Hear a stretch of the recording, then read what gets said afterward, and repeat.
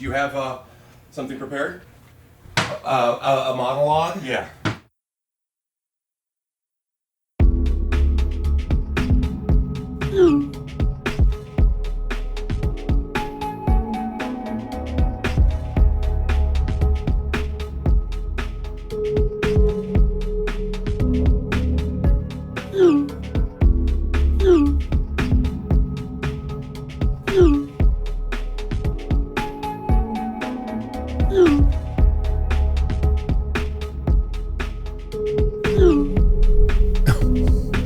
This is so dumb.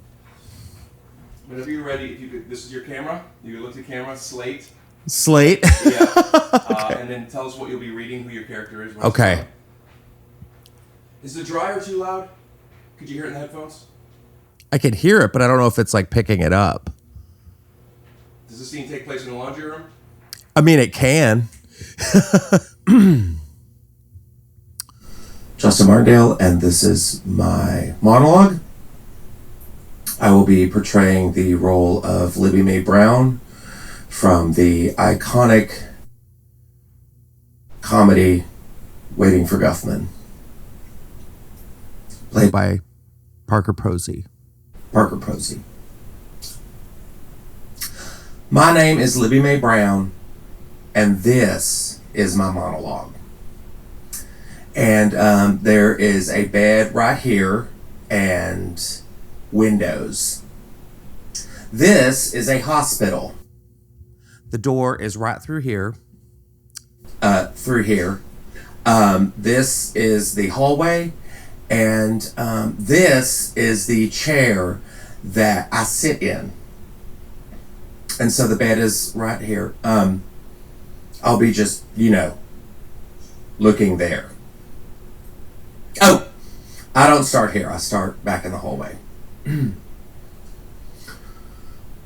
Billy, it's Susan. I was going through my trunk of souvenirs and I found this doll. The doll we used to play with before the war. Before you went insane. You were sitting on that quilt that had at once time kept us warm, and it was so worn, Billy, and it smelled of mothballs, which brought back all those memories of those times that we spent in the attic, locked up with Muffin. And you told us that Mother was wrong and we were right. Didn't you, Muffin? And I took care of you, Billy. But Billy was much more trouble than you, wasn't he, Muffin? Especially when he got to be bigger than Susan. And made her do things that she did not want to do. Things that made her sick. And Mother pretended she didn't know, but she did. Well, who's lying in bed in an insane asylum plugged into a life support system? And who's wearing fine jewels and expensive clothes? And whose husband accidentally died just recently and left me all his money? Oh, this is, there is a plug here that hooks up to where he's breathing and stuff. So, let me just take that back. That was good. I'm not done. And whose husband just accidentally died and left her all his money? And who's on top and who's on bottom now, huh? Who's on top and who's on bottom now? I'll see you in hell, Billy. But at least I'm gonna have some fun before I get there. Scene. It's good. Theme music. Scoot doo. Great. Blabbity blue. Scoop dee. Oh yeah. I've always wanted to do that. Why? What took you so long? I don't know. I just was waiting for the right time, and here it is. Yeah. It's one of my favorite movies. Waiting for Guffman? Oh, yeah. Is it happenstance that you internalized the waiting for so long because of how long they had to wait for Guffman. That's how long you waited to do that monologue. Exactly. It's all coming back full circle. Now, do you have a good singing voice? In the shower, I think, yeah. Well, sometimes on road trips. So let's pretend you're in the shower. Okay. Well, that didn't take long. Uncross your legs for me? Uh-huh. Yeah. Am I going to make it in Hollywood, Mr. Glassman? Yeah, I think you will. Move your hands for me, buddy. All right. Pretty good. Yeah. This episode is sponsored by Nutrafol. Go to Nutrafol.com/men. Use code TYSO to save $15 off your first month subscription. This is their best offer anywhere, Justin. Exactly. Only available to U.S. customers for a limited time. Get $15 off at Nutrafol.com/men. Exactly. Code TYSO. I'll tell you a little bit more about that later on in the episode. So let me hear you sing something. What do you want? Like a... Disney. Let's see. What's a good song that I like right now? I feel like I'm put on the spot. You are. I know. Welcome to the casting couch. My golden ticket to Hollywood. Yeah. Let me see. If you need, I could sing you something instead. Okay, you sing and I can like join in. I can show you the world, shining, shimmering, splendid. Tell me, princess, now when did you last let your heart decide? I can open your eyes, take you wonder by wonder, over, sideways, and under, on a magic carpet ride. A whole new wait, a whole new world. A dazzling place I never knew. But when I'm way up here, it's crystal clear that now I'm in a whole new world. Now I'm in a whole new world. Unbelievable sights, indescribable feelings. This was not planned, but I feel like this is the Justin Martindale episode. God damn, yeah, let's do it. Man, I, for some reason, thought that you were a singer. Why? I don't know. Maybe I'm racist? Did you racially profile me as a singer? I think I've heard you sing before, and I was like, oh.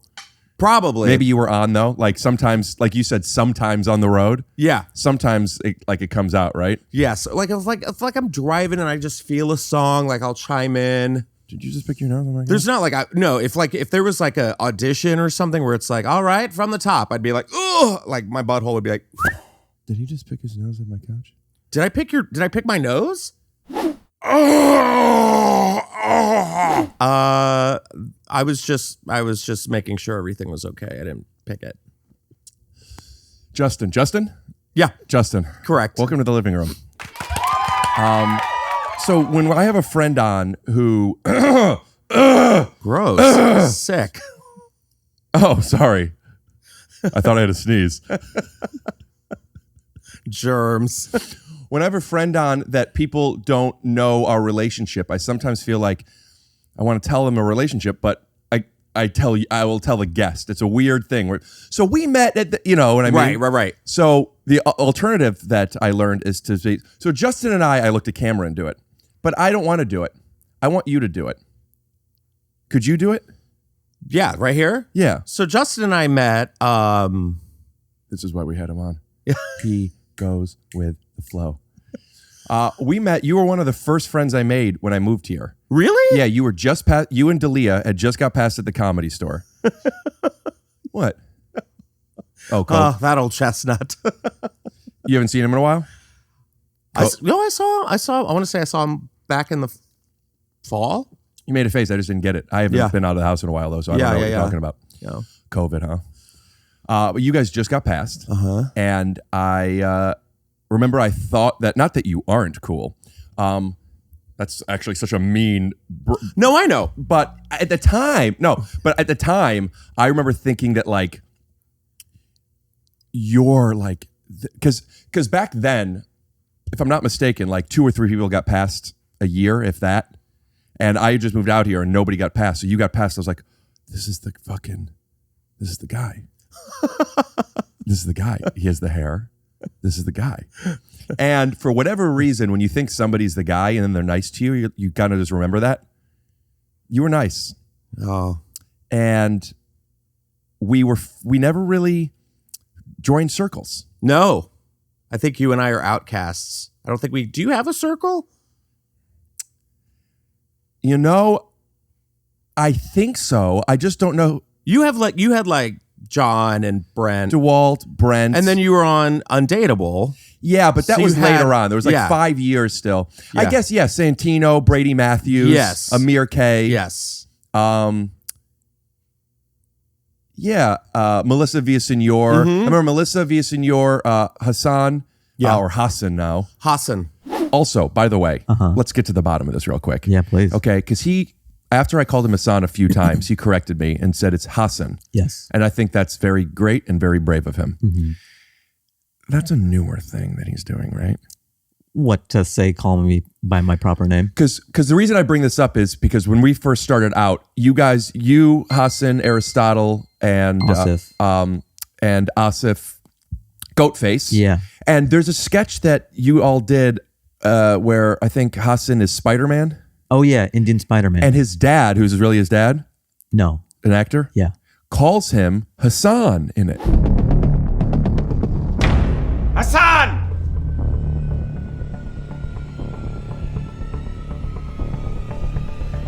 Hassan! Come downstairs! Damn it. Should we get him on the phone? If you want to. Yeah. Hit him up. Do you think he'll admit to it? Or do you think he'll no, it's always Yeah, Hassan? let's get to the bottom of it. It would be interesting to know, was there a shift? Was it finally like, no, I want to be called by my proper name? Right. So it could be that he always felt that way, but maybe was uncomfortable. Dude, when you're a younger comic and everything, and the industry's just calling you Hassan, you don't want to correct anybody. But I think once... Why? Because you don't want to rock the boat, and it's easier for people to say. Like, the name is already difficult, especially when you're being introduced by comics who don't know who you are. So you're like, Hassan is close enough. And then it's not until you become more recognizable that you're like, let's call me what I really am. We talked about, I feel like Hassan, he never corrected before he was successful. No. Yeah. I'm Justin, by the way. I just want everyone to get Justin. It's French for Justin. Do you watch Love on the Spectrum? Yes, I saw the first season actually. I haven't seen the second season So yet. there's 3 seasons. The third season. Oh, there's 3 now? It just came out. The third season is in America. It just came out on Netflix. Oh, okay. And one of the guys on it is named Adam. Mm-hmm. But he has autism. Mm-hmm. And he goes, it's a Dom. It's spelt Adam, but I don't like it that way. And then it became Adon. Adan. A-D-A-M pronounced Adon. Oh, like Adonis? Good for him. You know, my mom my mom says she told a story where she got a hysterectomy, which is when they take the womb out of the pussy, right? Yeah, like an ice cream scooper. And Yeah. just And she asked if she could keep not the womb, the uterus. yeah, the uterine lining. Yeah, and those ovaries that they take out too, maybe? Yeah, that's what I've heard. But she asked if she could keep them, and she wanted to have them bronzed because I'm an Adonis. But It's better than pickled. Bronze them, don't pickle them. That's as the old adage goes. No, but I remember you were like one of my first friends. I guess friendly, like because back in the day, you would. I mean, at least I would. The Comedy Store. Not that it's not now. I just not there much. I guess was the place to be. Mm-hmm. Every Sunday and Monday was, even if you're not passed, you get up, and then you just go. And I would just always see you, but I would never see you out of the Comedy Store. We never really did this. Yeah. And we would always be peripheral. And then COVID. What was that? COVID. Yeah. I didn't see you for a long time. Yeah. And I bumped into you at the Laugh Factory. We did a show together. Yeah. And I lit up inside. A couple weeks ago. Oh, it was Was that a couple weeks no, ago? It was like January, February, I think. No. Really? I think so. But then I ran into you again at the Comedy Store. Yeah, Yes. but Okay. I just got back into stand-up when I saw you because I stopped all during. Anyway, but when I saw you, I had a visceral response of just like, oh, it's so nice to see you. Yeah, same. And I miss you and podcasting and blah, blah, blah. And then I had stuff scheduled, like, who do I have? And then I just remember running into you, and I was very, very excited to have you on. I also did put you on the spot with singing, but you did a Britney Spears bit. I was laughing so hard at. And am I allowed to either cut to a clip if you have it, or we're going to cut to it. Yeah. If you're looking for just the right flooring, you need choices. And at Marshall Carpet One, you'll certainly find them. A lot of you guys are asking me what my favorite color is, and that's easy. It's tuna. What's your relationship with Britney Spears? And are you making fun? Do you know love what? or is it both? I love her. Mm-hmm. I'm concerned. But at the same time, as a comedian, we have to be able to poke fun of pop culture. And, you know, Do you feel it's your duty? I'm doing my duty. Do you really feel it's your duty? I'm dutying right now. Okay. Mark it. But yeah, we're both Southern women. She's from Louisiana. Do you identify as a woman? No, I don't. What's today? No, I don't. But I feel like we should be able to make fun of things. I feel like everything's just so like tongue in cheek and walking on eggshells. And you know, when I do that bit, it's like I admire her. I even say like I admire her. But I mean, I feel like she's not. You know, you can't not talk about it. Do you have things that you feel like that shouldn't be talked about? Politics. You really feel that way? I don't know. That's just not you me. shouldn't, or you don't like when other people do. I mean, I don't think I would, just because. I mean, if anything I say, or I'm sure everybody. I think everybody has like an opinion, especially as everything that's going on in this hellfire of a world. What's happening? What do you mean? What's going on in this hellfire? Well, there's everything. Shootings and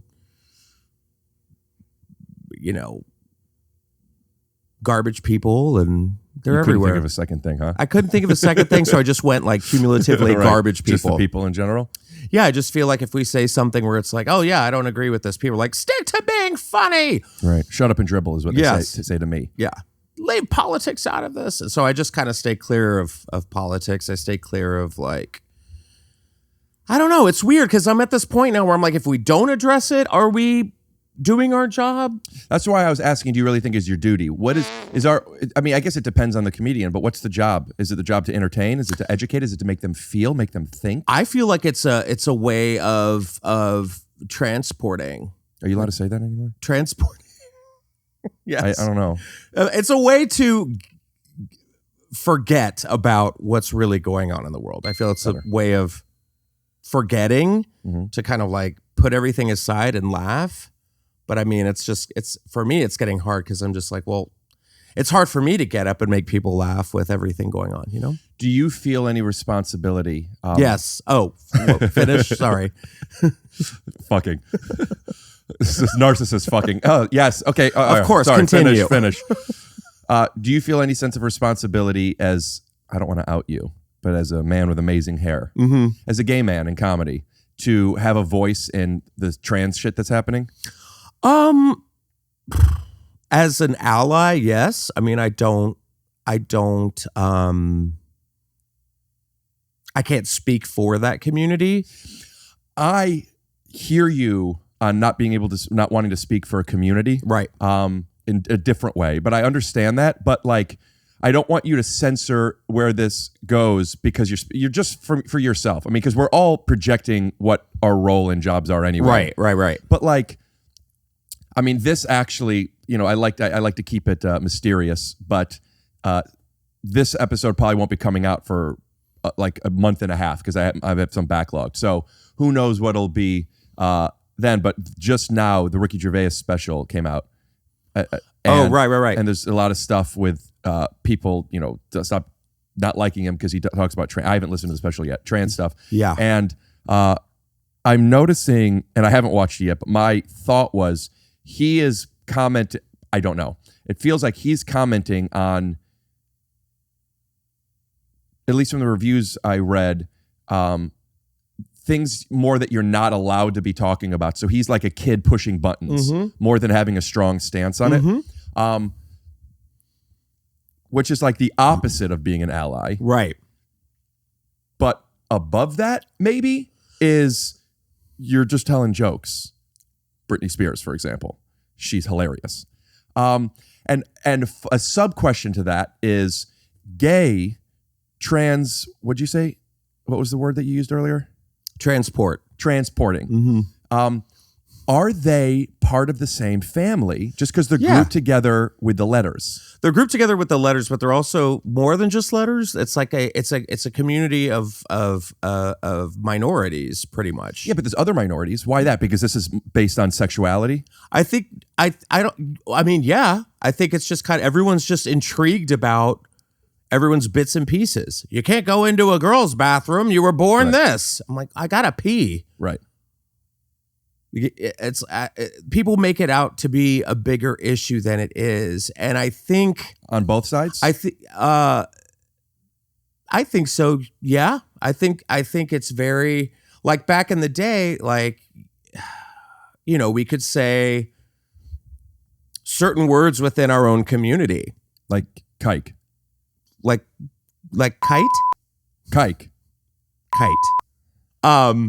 You know, but I mean, like we could joke amongst each other. We could call each other certain things, and then when everything started being cancelable, is that a word? I guess we couldn't say those anymore. You know, and I have trans friends. I have, you know, there's trans comedians out there, and it's very. I don't know. I don't want to. I feel like I'm like I've got to walk on eggshells here, but it's like. They're allowed. We're all allowed to say things. Like why do you feel like you're walking on eggshells? Just because everything's so sensitive right now, and I feel like in the LGBTQ plus IA, is IA a joke or is there really an IA now? It's an IA. Yeah. What's the IA? It's asexual and non-identifying. I believe. I think just queer people. Right. Does queer cover everything? I think queer covers everything. If you're, I think think QCE. Politically correct. Yeah. Queer covers everything. Queer covers everything. Right. If we've learned anything on this podcast, it's queer covers everything. I not never, but very rarely talk about like cancel culture and that stuff. In fact, I know a lot of comedy podcasts do, and it's like, stop talking about cancel. That's not why I don't. I'm just not really in that. I didn't even plan on having this conversation with you. Sure. But I'm glad we are. Yeah. And also as much as I want to say, I don't want you to feel like you're walking on eggshells. That's not for me to say, you know, whatever it is. But like, I do think it's important outside of this conversation, outside of in comedy, queer, whatever the thing is. Pardon me. Again. I thought I had a sneeze. So many people are, I know, afraid to ask questions, not even on cancel stuff. Just like, what does that word mean? I've always asked questions because I know so little. And I have found that sometimes questions could offend. And I don't understand that logic. And I feel like at least here it's a safe space because it's friends coming in and agreeing to do it.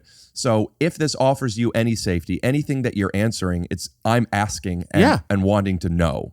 I think people get mad at questions because they are afraid to answer them. And they don't want to admit the truth. People are afraid of the truth. I think people are maybe, I guess. I don't think it's that simple. I don't think that there is a truth. I think people will, almost in a way what I'm doing right now, argue the perspective they have. But like, I'm talking about people being like, you can't ask that. Yeah. Why can't I ask that? Because they're afraid that someone's along the line will be offended. I think. I'm with you. I like asking questions. I like knowing answers.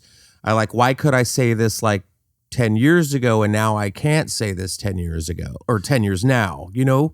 What do you, as a gay man who's not a trans porter, what are you allowed, like, do you feel like I'm not allowed to speak? Like, if I have a question about trans, are you going to be like, I have to defer? No, I don't think it's, I think you need to do your research. I think you need to ask around. And I also think there's ways of being intelligent and smart about it. You know, you can't just get up on stage and be like, you know, that's a dude in a dress, you know, like you can't, like, you know, it's like, it's, I don't think that's a bad joke. But I mean, I've seen dudes in dresses, you know, it's like Harry Styles, drag queens, you know, it's like all there. It's like, there's a camp element to it. And I mean, now the camp has now been... Camp, do you mean like campy or camp as in like a tribe? No, campy, like camp, like glitz and glam and stretching outside of the boundaries of what is aesthetically pleasing to some, statements. Yeah. Bold statements, and rather being like, no, you can't do that because you're a XYZ, it's like Technically XX, right? XX, sure, if we're going to talk chromosomes. But I think at the end of the day, I feel like it's freedom of expression. Did you just fall asleep? I did. I think I might have just. I'm narcoleptic, by the way. Oh, hey, Justin. Yeah. Sorry. You can't make those We'll cut jokes. that out in post. Yeah. I think everyone's entitled to do their own thing. Do your own thing. And I feel like if it's a cheap shot, you've had, like you said, Ricky Gervais. I know Dave Chappelle's gotten in trouble with transphobic jokes and stuff like that. I feel like there's a way Netflix is on the chopping block now because all those specials are on Netflix. Oh yeah, and he doing like 4 more. Maybe, but the Ricky Gervais one is. Also, I'd like to let you know I don't do gluten too much. Okay, thank God. And the past couple days I've been eating donuts and crepes. Great. So what you're hearing is the phlegm from the donuts. I love a donut phlegm. I don't like a donut phlegm. I had a donut earlier. Did you? And I don't eat donuts. Yeah, but they were there. I was like, Yeah. And so I'm probably, when you were like sing, I was like, ugh. You think Like, that's what it was? Yeah. I didn't have time to warm up and prepare like I normally do. I went to the donut shop and I don't like that they put the donuts in a bag. It's not nice. It's because the just frosting gets on the bag. and it doesn't look on the counter. It just looks like leftovers. Like a dog turd. I like a box. I like to open a box. I like to look. A presentation. So the smallest box they have holds 7 donuts, and I'm not going to get 2 donuts in a box. So I got 7 because I wanted to pick and choose, and I ate them. All of them? Yeah. One sitting. No, but in 24 hours, Yeah, that's fine. first base. Yeah. So, I mean, like, do we cancel you now because you had I don't know. 7 donuts in 24 hours? Do you think about cancel stuff? I don't really. I mean, I say feel, shit all the time. I feel like I've just been very blunt and opinionated my whole life. And there was one time where I thought like, oh God, this is bad. But it was taken out of context and people didn't do the Cut to a research. clip. You box Pflugerville mother. But I'm so glad that was like forgotten about, Yeah. Yeah. Do you are you comfortable telling me what that was? It was on a podcast and there was a story about this woman in Florida who pretended, Florida women who pretended to be hearing impaired, and she started like fake sign language or fake signing. Like she took the job. Oh, I remember. Yeah. And actually fucking hysterical. so funny. Like she went into work that day and been like, I got this. I know. And she was just going to town. And wasn't she also like going to places offering the service? Yes. Like they weren't even going to have a signer. Right. Which shame on them for not having that. Didn't like look into it. There was no background check. And so she went in there and they were she was signing, but like I guess an actual hearing impaired person was like, she's just like signing jingle bells. Which hysterical. So because that she knows the sign words to jingle bells? Yeah, I mean, like in elementary school, yeah. But so I was on this podcast and we were talking about that woman, and the clip that was taken, it's us like pretending like we were. You're doing deaf voice. No. Like the host was signing, like fake signing, and I was interpreting what she meant. Right. We were like, oh, well, that's easy to like be fooled. Well, the clip, rather than hearing the entire podcast and how we were describing this woman in Florida, they just looked at that and they were like, cancel him. He's making fun of the deaf community. And I was like, I'm not making fun of the deaf community. So yeah. Do you, because are you an e-correspondent? Is that what it's called? Am I? No. What do I see you doing e-stuff? Oh, you're talking about the Snapchat show I did. You not still do it? Because I saw a clip recently. No. Oh, no. I posted that. It was like that was like a Throwback Throwback. Thursday. It popped in my memories. Do you only do throwbacks on Thursdays? Do you do Tuesdays because of the alliteration, or could you do any day? Sometimes do a flashback Friday. So it's got to be Tuesday, Thursday, or Friday. Yeah, or you can do a the alliteration is way back Wednesday. So if you're not on television show, What am I doing in my life? no, what are you afraid of being canceled of? I don't know. I think it's just a it's not like I'm afraid of it. It's just That's not. I mean, I don't want to put you on the spot and be disrespectful, but a lot of this stuff, like around town, people keep talking about how scared you are of being canceled all the time. that's the word. The A word lot on of people the are street. saying Justin is he's funny and we think he's cool and he's got great hair and blah blah. But Right. he's so scared of being canceled. I don't know. He's so gay. Yeah. I feel. No, I wasn't gonna say that. Mhm. No, I think it's like as somebody who is in the gay community, as somebody who is in the comedy community, I feel like, call me old school, I just feel like everybody's up for grabs, you know?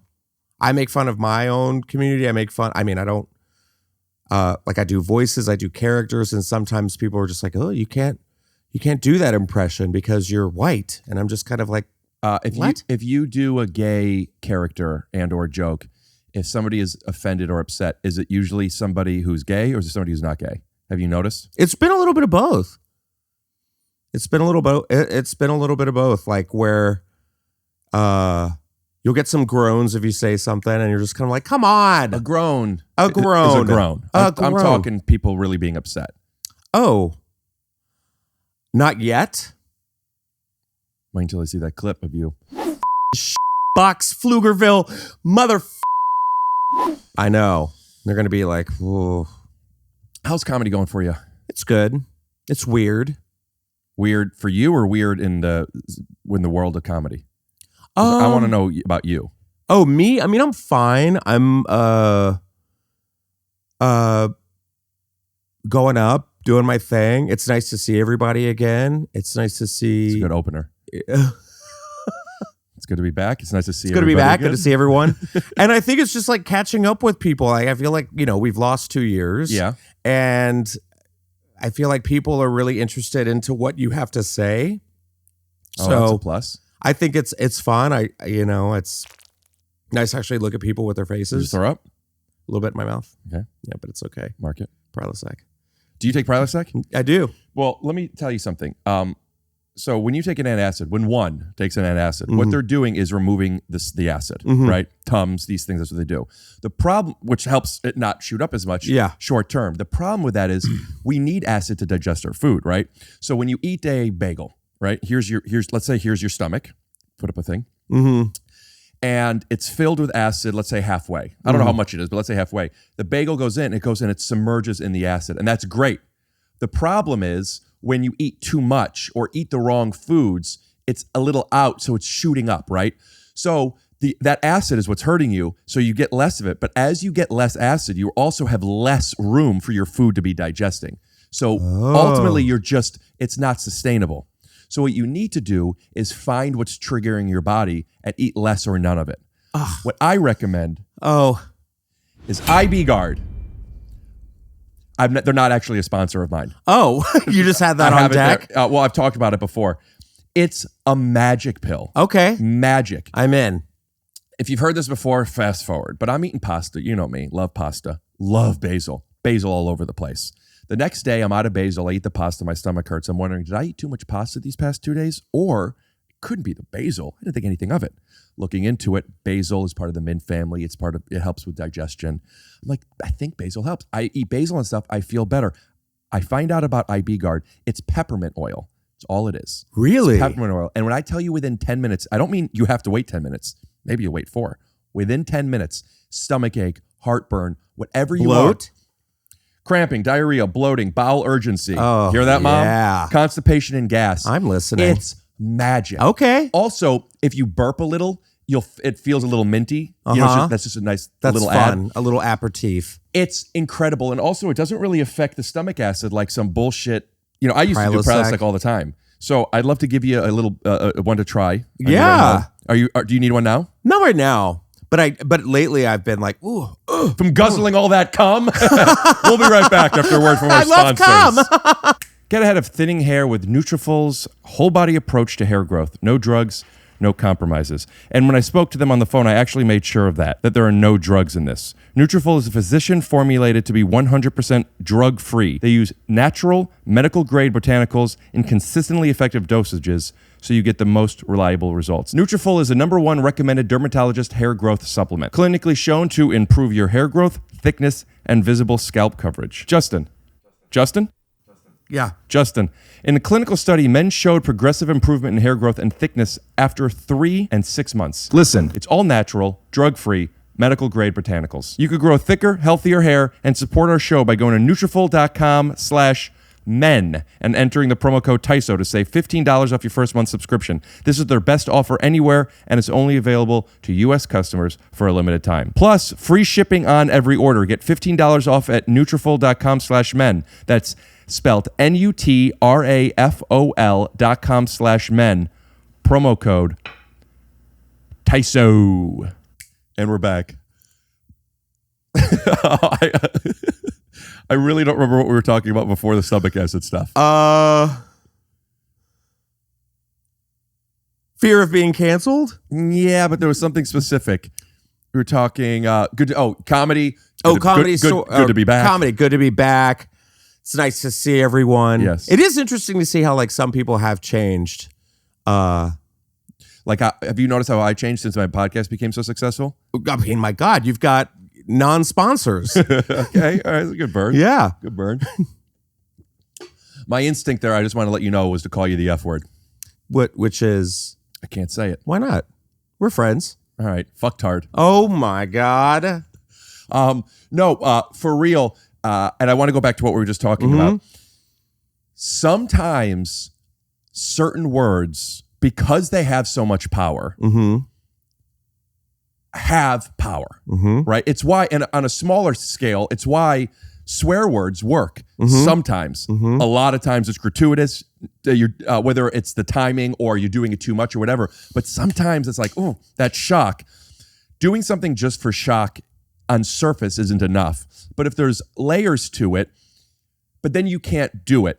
So I do sometimes feel like when you're joking around with friends, as Trump. Who? Donald Trump. I'm not familiar. He talked about grabbing him by the pussy. Oh, yeah. I love Access Hollywood. Yeah. I know. Yeah. Sorry they fired you. Yeah. Did you get fired, really? Yeah. Oh. Sorry. Did they really fire you? Or was it? They didn't fire me. No, I quit. Why'd you quit? Seemed like such a great gig. It was such a fun gig. I had a blast. Why'd you quit? Because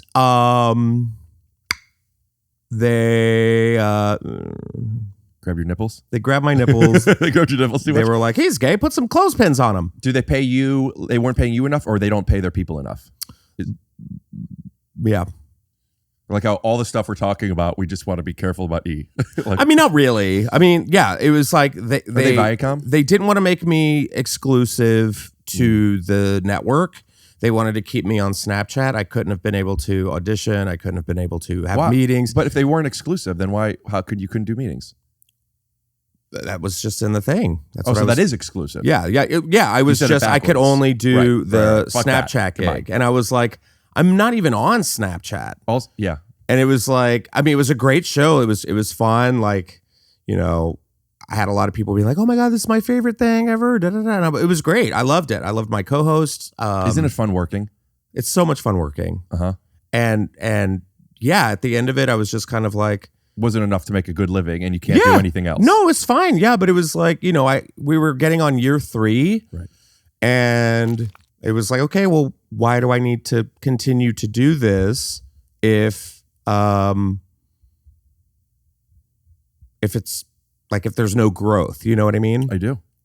As much as I'd love to talk about, you know, 17-year-old TikTok girls in their sunflower dresses, you know, it was just kind of like, all right, like what? Now I'm getting to that point where I just like this old bitter queen, just like, you call that fashion? Yeah, it's like, okay. The locker room talk thing I was getting at is listen, if you're the president of the United States and you get caught talking about grabbing pussies, that ain't a good look. No. Okay. But also, like, I say stuff with my friends that taken out of context, if it's I mean, even on stage I do, I guess, but like saying certain things in the framing of imagine if, you know, like you say things that's not really who you are. It's just character shit. Right. Maybe that, I mean, I'm not here. I mean, I never talk about politics or any, and now here it is. I'm almost feeling like, ugh, I know. But not that I'm a huge fan of talking about grabbing girls by the pussy by any means. But like people say shit. Yeah. And people say shit to make themselves look cool. And or to be funny. Yes. Or whatever your version is. Right. Yeah, I guess to look cool. Like sorry, you got here 5 minutes beforehand and I wasn't ready. I was fucking 3 girls in my room. Yeah, and you were like, faggot, wait outside. Yeah. Absolutely. And I was like, oh, Rick. But sometimes a certain word or words or topic is, Jesus, it's funny. Yeah. Right? If it gets a reaction out of you, and that's what I love, the uncomfortable, like, and then you have to stop and be like, why was I laughing at that? You know? Well, because I mean, if it's situational comedy. Yeah. It's the thing isn't funny. It's funny if you're on a first date with somebody and things are going well or whatever, and then you just say, hey, by the way, whatever the thing is, like, oh, Jesus Christ, why take that swing? You know? But that's just funny. Yeah. I notice I get that way when I'm really high. Sometimes I'll have a lady over. And you guys both partake when you get high. I get so silly when I'm high. Oh, me too. Do you get high? Oh yeah. Do you want to know something that'll change your life right now? I don't think so. Okay. So I'm getting high with this girl. I'm just kidding. Imagine, you know. I'm not sure, and I don't remember what I was going to say. But basically, the point. No, go ahead. Tell me. Oh, Woody Harrelson opened up a dispensary.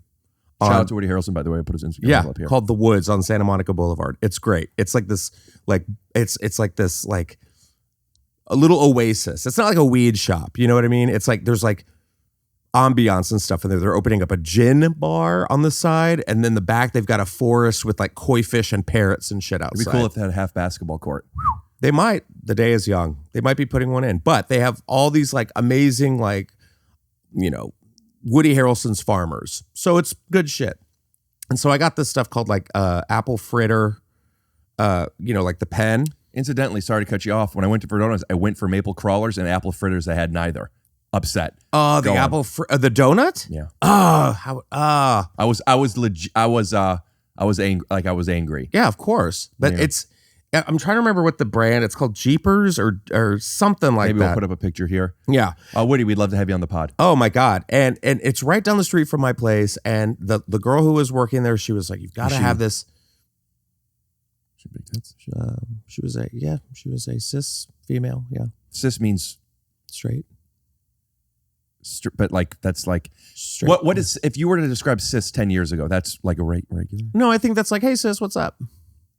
No, like girlfriends. I'm saying, am I cis? You're cis. Cis means straight, you're born hetero. a guy and you identify as a guy and you're heterosexual. You're fucking funny. You're cool. You got a big dick. Yeah. You're just like, you're in charge. Right.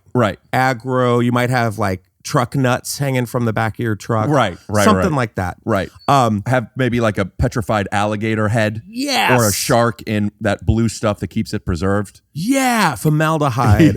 Yeah. Fucking cis guys, hear me out for a second. I know there's a lot of controversy out there because they're always like fucking, you know, taking rights away from women and whatever, and, you know, also all the other stuff. But allegedly. Yeah, I don't want to get into politics, but just talk about the good stuff about cis guys for a second. If you just have the good stuff, which is a lot. Yeah. Come on. Fucking, what up, dude? Basketball, comedy, rap. Fist bumps. Fucking, you know, comedy. Cheesecake Factory. Yes. Cheesecake Factory is I don't know if I don't see it as a cis guy thing. Because why? Is cheesecake feminine to you? I do think of heavy women at a Cheesecake Factory, to be honest with you. Wow, Rick. I do. Way to be misogynistic. And that's another thing. What's a straight man's restaurant? B-dubs, Buffalo Wild Wings, you fucking queer. Bleep queer, but keep it in. Buffalo Wild Wings, Hooters. Hooters, yeah. Also, maybe you're right, the Cheesecake Factory. See, but I at the feel bar. that's a date. That's like a date, yeah. Babe, I'm gonna take you to this really nice place in a strip mall. Yeah, what are some other? What are? Let's go over some cis straight guy restaurants, and gay restaurants. Yeah, I guess gay. Gay Yeah. would also just mean what women and Jews go to as well. Correct? Sure. Okay. So Straight straight what? straight restaurants first. Yeah. Fuddruckers is a kind of a family one, but a dad is there. Fuddruckers is family, yeah. But it's a straight dad family. Yeah, I feel like a Texas Roadhouse is straight. Yeah, anything that has peanuts on the floor. Anything with peanuts Or a on the blooming floor. Outback. Yeah, not necessarily a steakhouse, because steakhouse goes over to queer as well, right? I feel like gay people love steak. We love it. We love it. Can't get enough of it. We actually have like a Facebook page community. What other straight ones are there? I mean, Applebee's, I feel. No, Applebee's is heavy women again. Straight women? Applebee's, I feel like, is lesbian adjacent. Yeah, I think it's lesbian. Yeah. Yeah.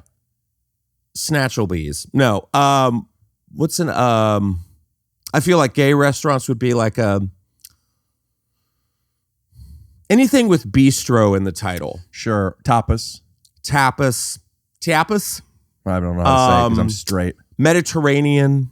Is that? Macaroni Grill. Macaroni Grill, sure. Mediterranean, California Pizza Kitchen. I feel like that's pretty gay. Yeah. Sonic. I guess. Sonic. Yeah. You got people on roller I could skates see bringing that. your Oh, food. sure. But wait a minute. What was the one that you said I disagreed with? What was right before you said Macaroni Grill? Applebee's. No, after that. Oh. Mediterranean. Is that? Well, whatever it was, we'll cut to it. I disagreed. Yeah, but it seems like gay restaurants, you're talking more are, which makes sense, I guess, not a specific restaurant, but themes and categories. Mm-hmm. It's not a specific restaurant. It's anything that has blank, right? Cafe. Yeah. Places with wine. Why do gay people and women like wine? Because we fucking get it, Rick. Tell me the truth, because guys like Jack on the Rocks or a tequila tonic or whatever, you know? Tequila tonic. I don't drink. But like guys like to drink to forget. And girls and perhaps queer. Mm-hmm. Queer is one of those words like midget to me, where I feel like, am I allowed to say, because it's like, queer is like, I think because queer sounds like queer. Yeah. You know? See, I don't hear it that way. I think of like queer. Like I think, how queer? Like I think of like some aristocratic fop with a wig being like, well, isn't that queer? You know? Well, so I could say queer? You can say queer. So queer is to gay as black is to African American. Yeah. Because when you say, no, because gay also, African American, and I feel like I'm the person to speak on this, almost feels condescending. Yes. It almost feels like saying, oh, hi. So close. Yeah, because that's not what you say. Right. You don't say that. Right. Also, what do you call them in Europe? Ooh. First base. African European? I don't think so. I think you just say black. I don't know. We need to like rethink all of the words. But as to your question as why do gay and women love wine? It takes us home, Rick. Home where? Wherever home is. Is that like Wizard of Oz? Because gay people also like Wizard of Oz. Oh yeah, for sure. Hello, somewhere over the rainbow. What Jesus. does liking a certain sex, for example, wanting to suck and fuck a dick, Sure. have to do with also loving this kind of movie? Oh. Because straight guys don't all love action. Right. Really? No. I thought like everyone's like, dude, Fast and Furious 12's out. Let's Fast and fucking Furious go. is an action. Fast and Furious is family. Is it? Yes. What kind of family? Do they all go to Olive Garden because they're family? Is Olive Garden gay? I think Olive Garden is that family thing again. I do think that's a more gay friendly Fuddruckers. And you're getting never-ending salad and never-ending breadsticks, Right. which is kind of phallic. is Never Ending Salad more so like a butt or a vagina? But Is it? How come? when you have a guy come up to your table with a bowl of lettuce, and he's like, "You want me to toss this for you?" That's And not what they you're say, like, though. But they don't say that. Yeah, they do. You want me to toss the salad? You never had someone ask you to toss their salad at the table? You want me to No. toss this for you? You want to toss this salad, bro? No. Is that kind of like when they make guacamole for you at a restaurant? Yes. Is that the Mexican version of a gay Italian? Yeah, I think so. Do you want me to muddle your avocado? Yeah, but slow. Right. Yeah. Why is it that a lot of straight cis guys, or as I like to call them, fucking losers, why do they think that they can't admit to liking stuff done to their butt? Because remove the stigma. Remove the stigma. Right? Remove the, I ain't gay, right? Remove all of that. The butt is just, it wants it. You know, it doesn't mean everybody wants to get fucking, you know what I mean. Wow. You know what I meant? Big, hard penetration, fists, cocks in the ass. Yeah, with the Thanos glove on. Yeah. But like to like even touch some or anything there. Sure. But like, because I even, like, if you're hooking up with somebody for the first time, if as a straight guy, you're hooking up for somebody for the first time, and they were to say, "What do you want me to do?" You could say something like, "Blow me, jerk me off," you know, like my balls. Yeah. And then the girl will be, then the guy's projecting that the girl's thinking, "Oh yeah, you know, he's fucking, I bet he could dunk," you know? But if you say, "Look my ass," Yeah. there's a fear that the girl might think that you're gay or that assholes are, there is something to where not everybody wants, because buttholes are poop. So take the Buttholes are sexuality poop, away from but it. vaginas are blood. Sometimes. That's not the same. But also it's called hygiene. You get punched in the face, you're bleeding in your mouth. You're not pooping in your mouth. Yeah. And you could quote me on that. No. But like the butt. So as a gay man, Sure. is butt the same as penis? No. What's better? I don't know. Who am I to say? I feel like the butt is, I mean, there are some people who are just like, this is what I want to do. Blah, blah, blah, blah. You know, But there's- butt is casual, I'm saying. I think, no. I think penis is casual. Butt is more intimate. Right. Depending on what you want. Because now there's apps, you know, you've got You mean if Grindr. you want marriage or just a hookup? It's not even that. I think it's like if you just want to like hook up with somebody, it's like, yeah, come on over, doors unlocked, asses in the air, come in, come out. There's that. Have you ever just come over someone you've never met right away like that? I have. Are you scared? It was terrifying. Are you scared for your safety or scared Yeah. for awkwardness? Both. Then why do it? You were just horny? I just did it. It was years ago. It's like, well, let's see what this is all about. And it was like, whoa. Yeah. It was definitely scary. I was talking about that with my boyfriend the other day. And I was just like, yeah, there was a time when I kind of had a horror phase. And yeah. Does a boyfriend, because it's guy, and there's a similar, like, you both like the same thing, which doesn't mean shared experiences, but guys and girls, I talk about this in my stand-up, are different. And Really? That's so weird. excuse me, is there less of B guard. excuse me, sorry. That's IB guard. IB guard. Is there less of a chance of the guy being jealous of something like that? Have you noticed, like, a lot of guys have had that kind of phase? I don't think so, because I feel like a lot of straight guys have had that phase too. I'm saying guys, straight or gay. Yeah. Stereotypically, it's more accepted because of the patriarchy for guys to suck and fuck more often. So they're more open about it. There's less shame about it. Yeah. So is it like, yeah, that's what we did when we were younger, we had this phase. But I think that's what's fucked up, and that's the double standard. It's like if a girl, say if you're with a girl and she's like, oh yeah, you know, I kind of had a horror phase before I met you and da-da-da-da-da, then the guy gets threatened being like, you had a horror phase? I feel like there's that weird, Threatened because of what? Literally asking. that she's more experienced than say the guy is. And then he's like, oh yeah, well, Emily had this horror phase and da-da-da-da-da. And like, I think that's just kind of like a double standard. Or if it's two guys and it's like, yeah, I was kind of like but back in the day, it was. Do you think there's something to the idea that a woman should be a virgin until she gets married? No, fuck off. I don't know. I feel that way. You do? No. That was. I was like, No. could you imagine being a guy, being a Yes. guy virgin?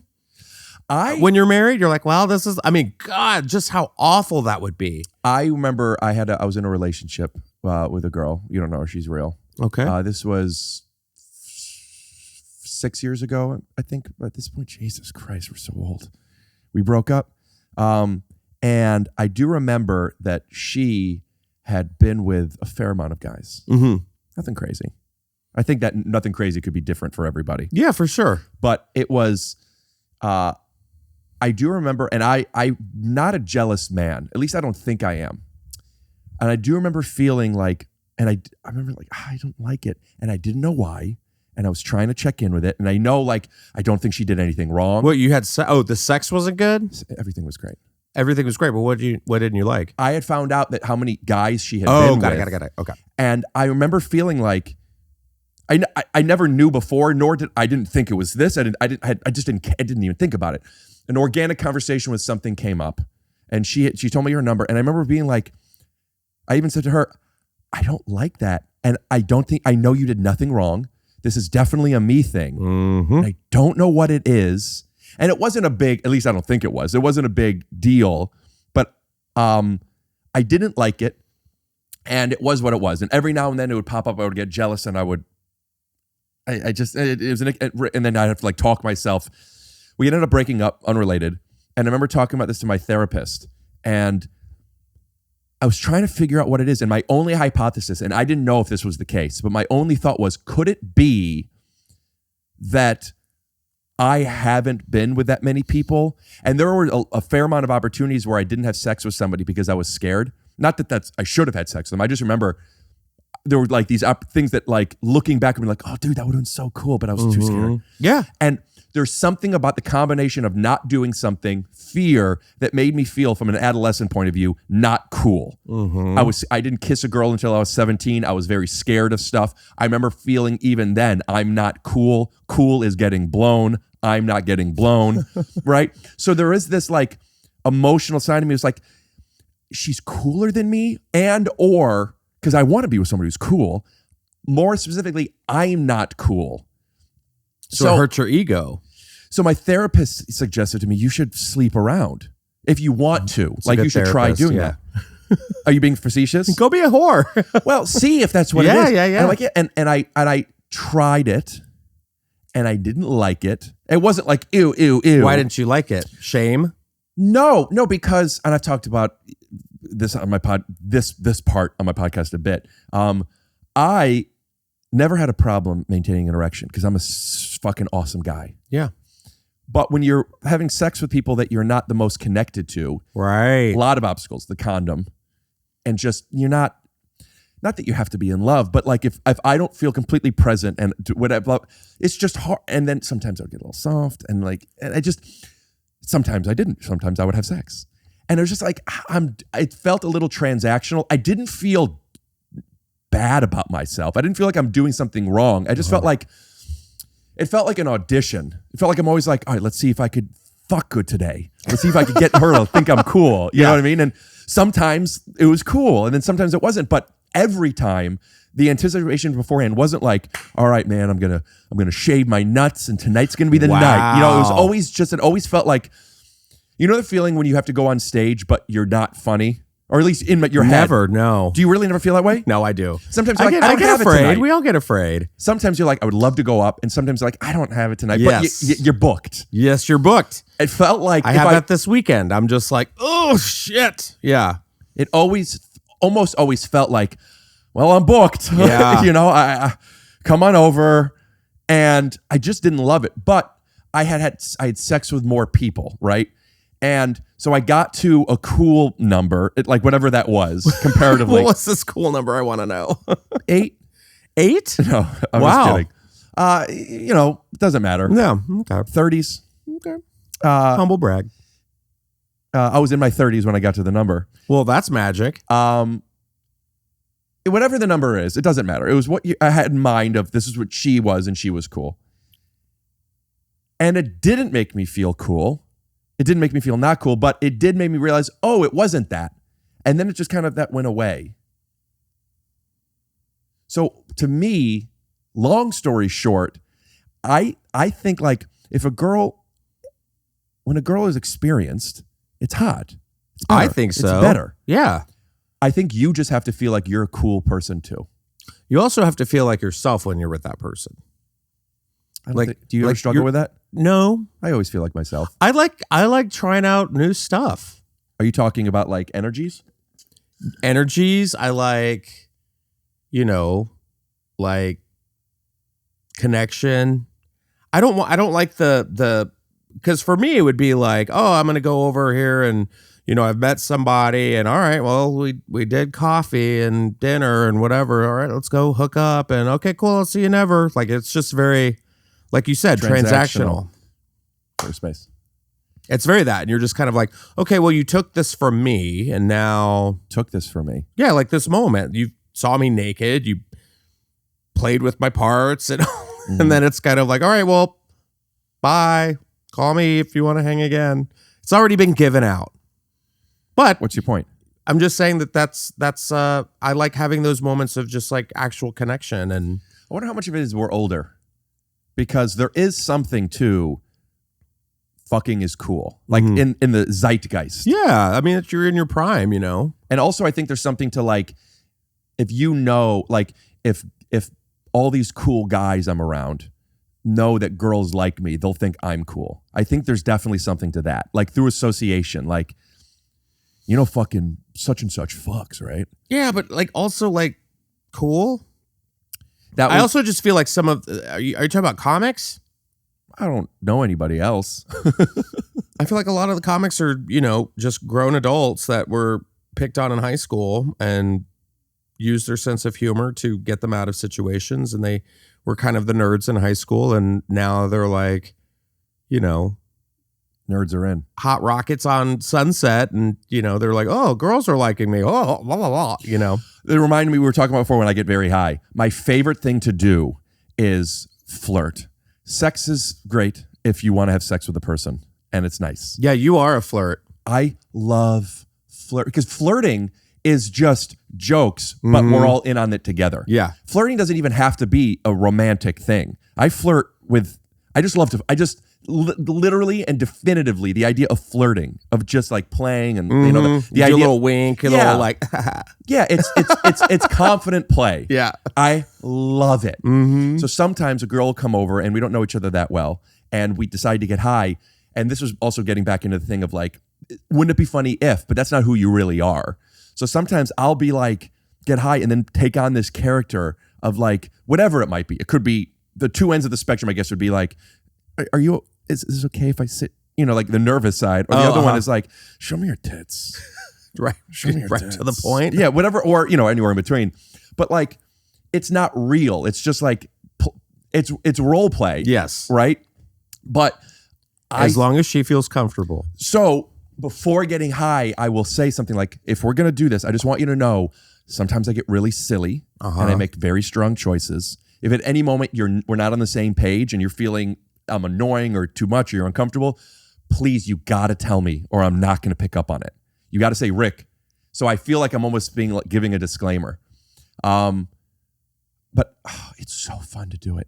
It's great. It's always okay. Everyone's safe and happy and comfortable. Good. But then when it gets to the point of like the play is over or it's time for sex or making out or whatever, and they want to, like they're, that's where I'm like, I just wanted to flirt with you. I just like, wait a minute. Whoa, too much. Do you get that way as a comedian, but also somebody who's like, we were talking about just like being with somebody it's not a relationship yet. Like it's the expectations are hookup, and that nothing makes me softer than needing to have sex.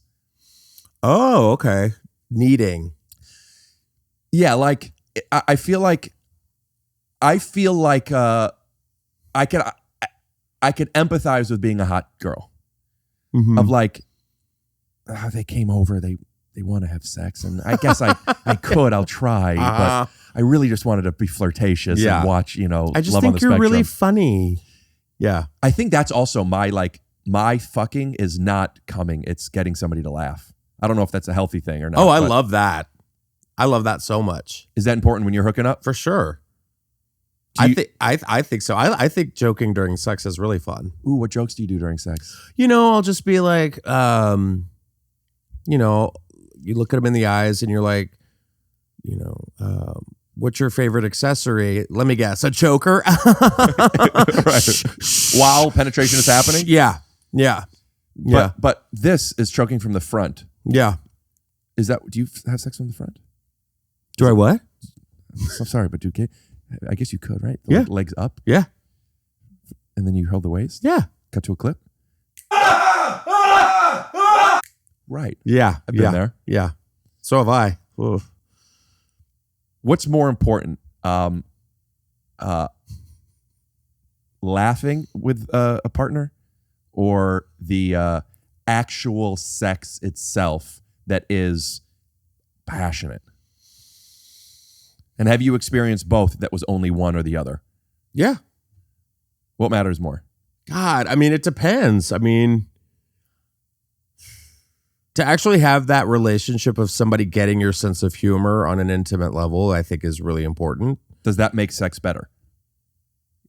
Actually, yeah, kind of. Right? Yeah. I think so. I've noticed that the best sex I have, which is all the time and awesome, I mean, is with somebody who we make each other laugh. Mm-hmm. I don't mean laughing during sex, but just that connection that you have where you're laughing with each other. There's just a certain type of connection that translates to intimacy. Well, I feel like that to me is hell, where you're just like, you're having sex and then all of a sudden it's like, you see someone do like an eye roll or like, okay, let's try this now. You've had somebody eye roll while you've had sex with them? No, not me. I feel like it's been done. Like you always see those TV shows where it's like, where they're just getting like pumped. Yeah, they're just like, yeah, is that real? I think so. I mean, it's in movies. Okay. I'm sure there's some like housewife in North Dakota right now who's like, come on, Bill. Do you not play North Dakota? Or you feel like that's okay? I just picked North Dakota. Sure. I don't know. Like a Nebraska. Somewhere in the Midwest, there's some woman who's coming home after a Chili's night out. Chili's, straight guy. Straight guy. That's why I said Yeah. Chili's. Yeah. But phallic pepper. I don't get it. Oh, yeah, but that's The chili and it's kind of like a little dick. okay. But I just feel like there's some woman in like, Kansas or something, and she's just like, come on, Bill, get this over with, There's something about a curved penis that doesn't make me think of a guy. It makes me think of a girl, and I'll tell you why. Go for it. Right when we get back. Go to the bathroom. Oh, yeah. Whew, man, there's some huge shit. Whoa, what's this? Wow, this is really cute. Should I try it on? I'll try it for size.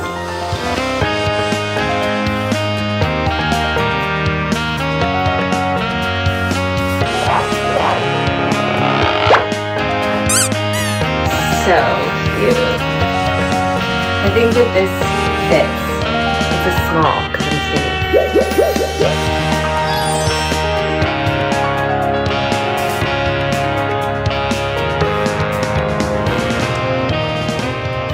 I'm Kevin Bacon's daughter, and I take huge shits. Okay, great. And we're back. Cher was saving herself for Luke Perry, but Brittany Murphy's character didn't mind having sex with, now in high school, as long as his what wasn't crooked.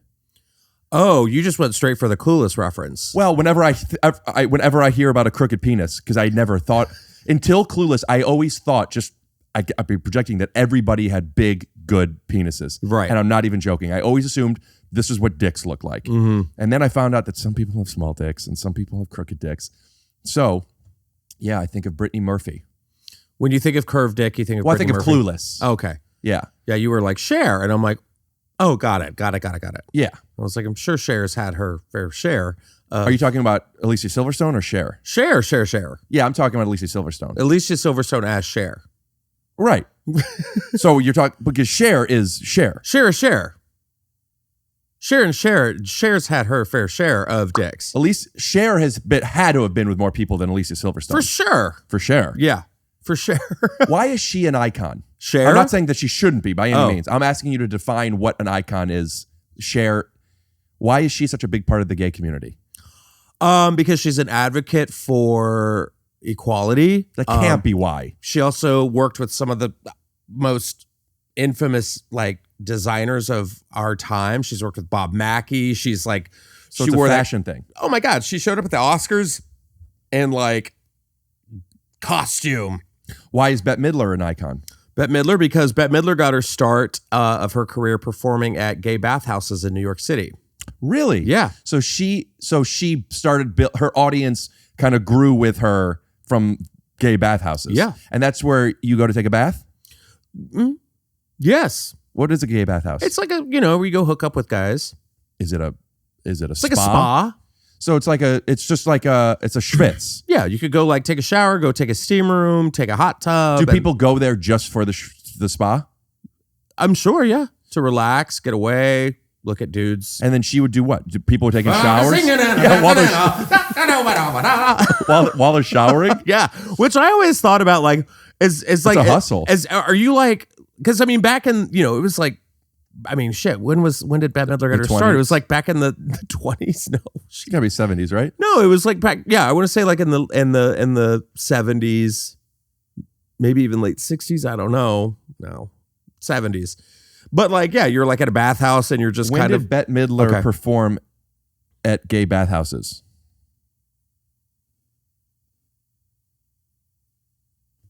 Didn't work. Go ahead. But I think that's what it was. Like, it was still kind of like hush hush. They were like kind of like speakeasies around town.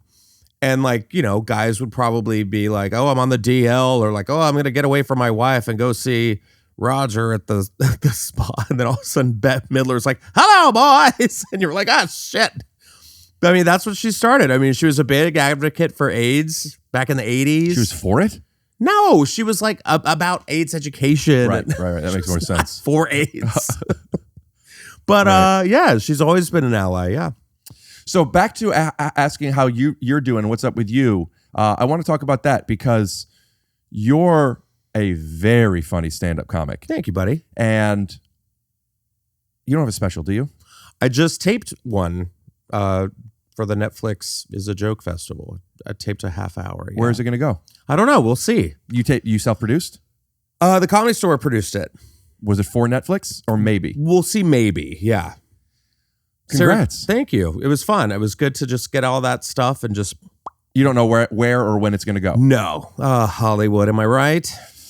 I don't know. A lot of people now are self-producing specials for YouTube. Mm-hmm. Like with the idea of like, that's where it used to be like, if I can't put it anywhere, I'll put it on YouTube. Now people are like, this is going on YouTube. Exactly. Which also it's on your own schedule. So no, you're not necessarily, unless you're waiting to see if it gets sold. And if not, then you'll put it on YouTube. Yes. I think that's what we're planning. By where, you mean who? You and whoever at the Comedy Store that produced it? the Comedy Store Records and all them. So, yeah, because there's a lot of funny people.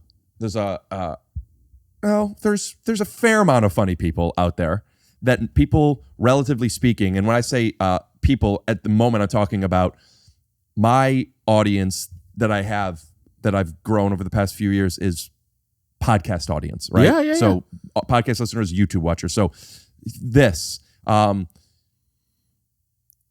it's like there's a big comedy community out there that loves it, but they only know the people that they've been introduced to, which, there's the cool people at the popular table, the seniors and then there's the people kind of that they champion and bring up. And then you could kind of find someone in your own, but that's very hard to do. Mm-hmm. So you have to find them or they have to find you. And correct me if I'm wrong. I mean this quite literally. I don't know how much of my audience knows your stand-up. Probably not. And how do you get them to see it? And that's why I was wondering about a special. Yeah. I mean, I've got, I'm a regular guest host on Heather McDonald's podcast. Oh, I'm so sorry. I'm getting a spam risk. What's a spam risk mean? Oh, It's like it's might be spam. Yeah. What if it's not though? Risk means it might not be spam. But there is, we're just going to assume. Just call it spam. I don't know. Maybe it doesn't identify as spam. Then I'm the asshole. I'm like, I get this risk out of here. Right. You know, I guest host Heather McDonald's podcast called Juicy Scoop, and I've gotten a lot of listeners from her. I also have. Do they know your stand-up though? When I go on the road with her, yes. So I mean, everything right now I have is like on the road. I'm really weird about taping my stuff. I am too, but I think we're wrong. I know. Well, I'm looking through like Instagram and stuff, and every comic is like, we're wrong. if there's subtitles on it, I'm like, God. Why? What do you mean if there's subtitles on it? Well, that's the thing now is everyone's putting little clips but of why their does that stand-up. bother you? Because I'm like, I'm not doing enough of that. Because I'm always like, I got to keep doing this. I got to do this now. I got to do this now. Yeah. And I'm just like trying to focus on like, I don't know. I just feel like that's my thing is getting in front of an actual audience rather than being like, I need followers. That's what I need, followers. The thing is, to get people to come see you, you have to get them to like you. And the way to get them to like you is for them to see you. And that's, I had this conversation with Eric Griffin a bit because a lot of people in the podcast community know him because he's on a lot of big podcasts all the time. I love Eric. He's so funny. He's one of the funniest stand-up comics working today. But I say I don't think, even though I'm pretty sure I know, and we've talked about this, but most people know Eric. They know he does stand-up, but they don't know him as a stand-up. I know I feel that way, and that's why I'm wanting to maybe start posting some more clips. I just started. 3, 2, 1.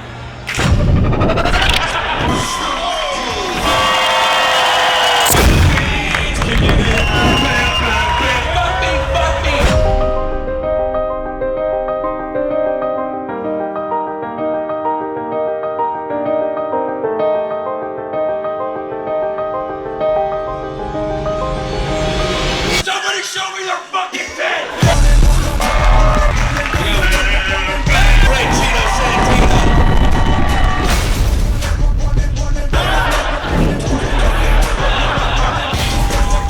Set it up silly.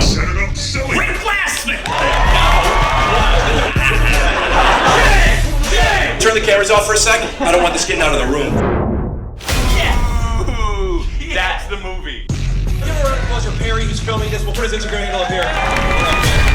Funny stuff, dude. But like people need to see you do stand-up, not just be funny on a podcast. And that's part of the gig now is posting clips. Yeah, posting clips and then like just getting out there more. So it's like, Or what ways are there to get out there other than posting clips and podcasts? like touring with someone. Right. Literally performing more. Getting out, I just did 5 hours in La Jolla this past weekend. And I was like, God. You're saying over 5 shows. Yeah, 5 shows, hour long each. How'd And they go? It was great. It was good. I mean, it's like, cool, I can do this. I'm projecting this only because I've seen you a few times and just what your energy is. I feel like you're somebody who kind of crushes. Are you like, because your energy, you're funny. Are you crushing all the time, or you still feel like you're trying to figure stuff out? I mean, I'm always going to try and figure stuff out.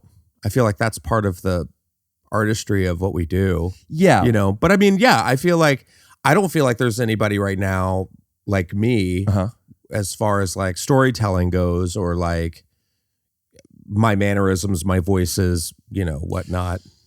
I guess what I'm asking is you're ready for people to come see you now. Right? Correct. Does that make sense? Come to me.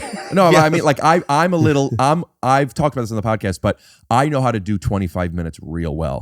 I'm very nervous to start doing 45 to an hour. Not that I can't, I don't know. I'm sure eventually I will if I can't right away. But I'm a bit nervous for when I start going on the road and people are buying tickets for me, I almost want to be like, I'm sorry if this isn't. You know what I mean? Yeah. I'm sure you'll have an okay time at least. But it's not ready yet. Well, what makes me nervous is every time is the meet and greet afterwards. Ooh, yeah. Ugh.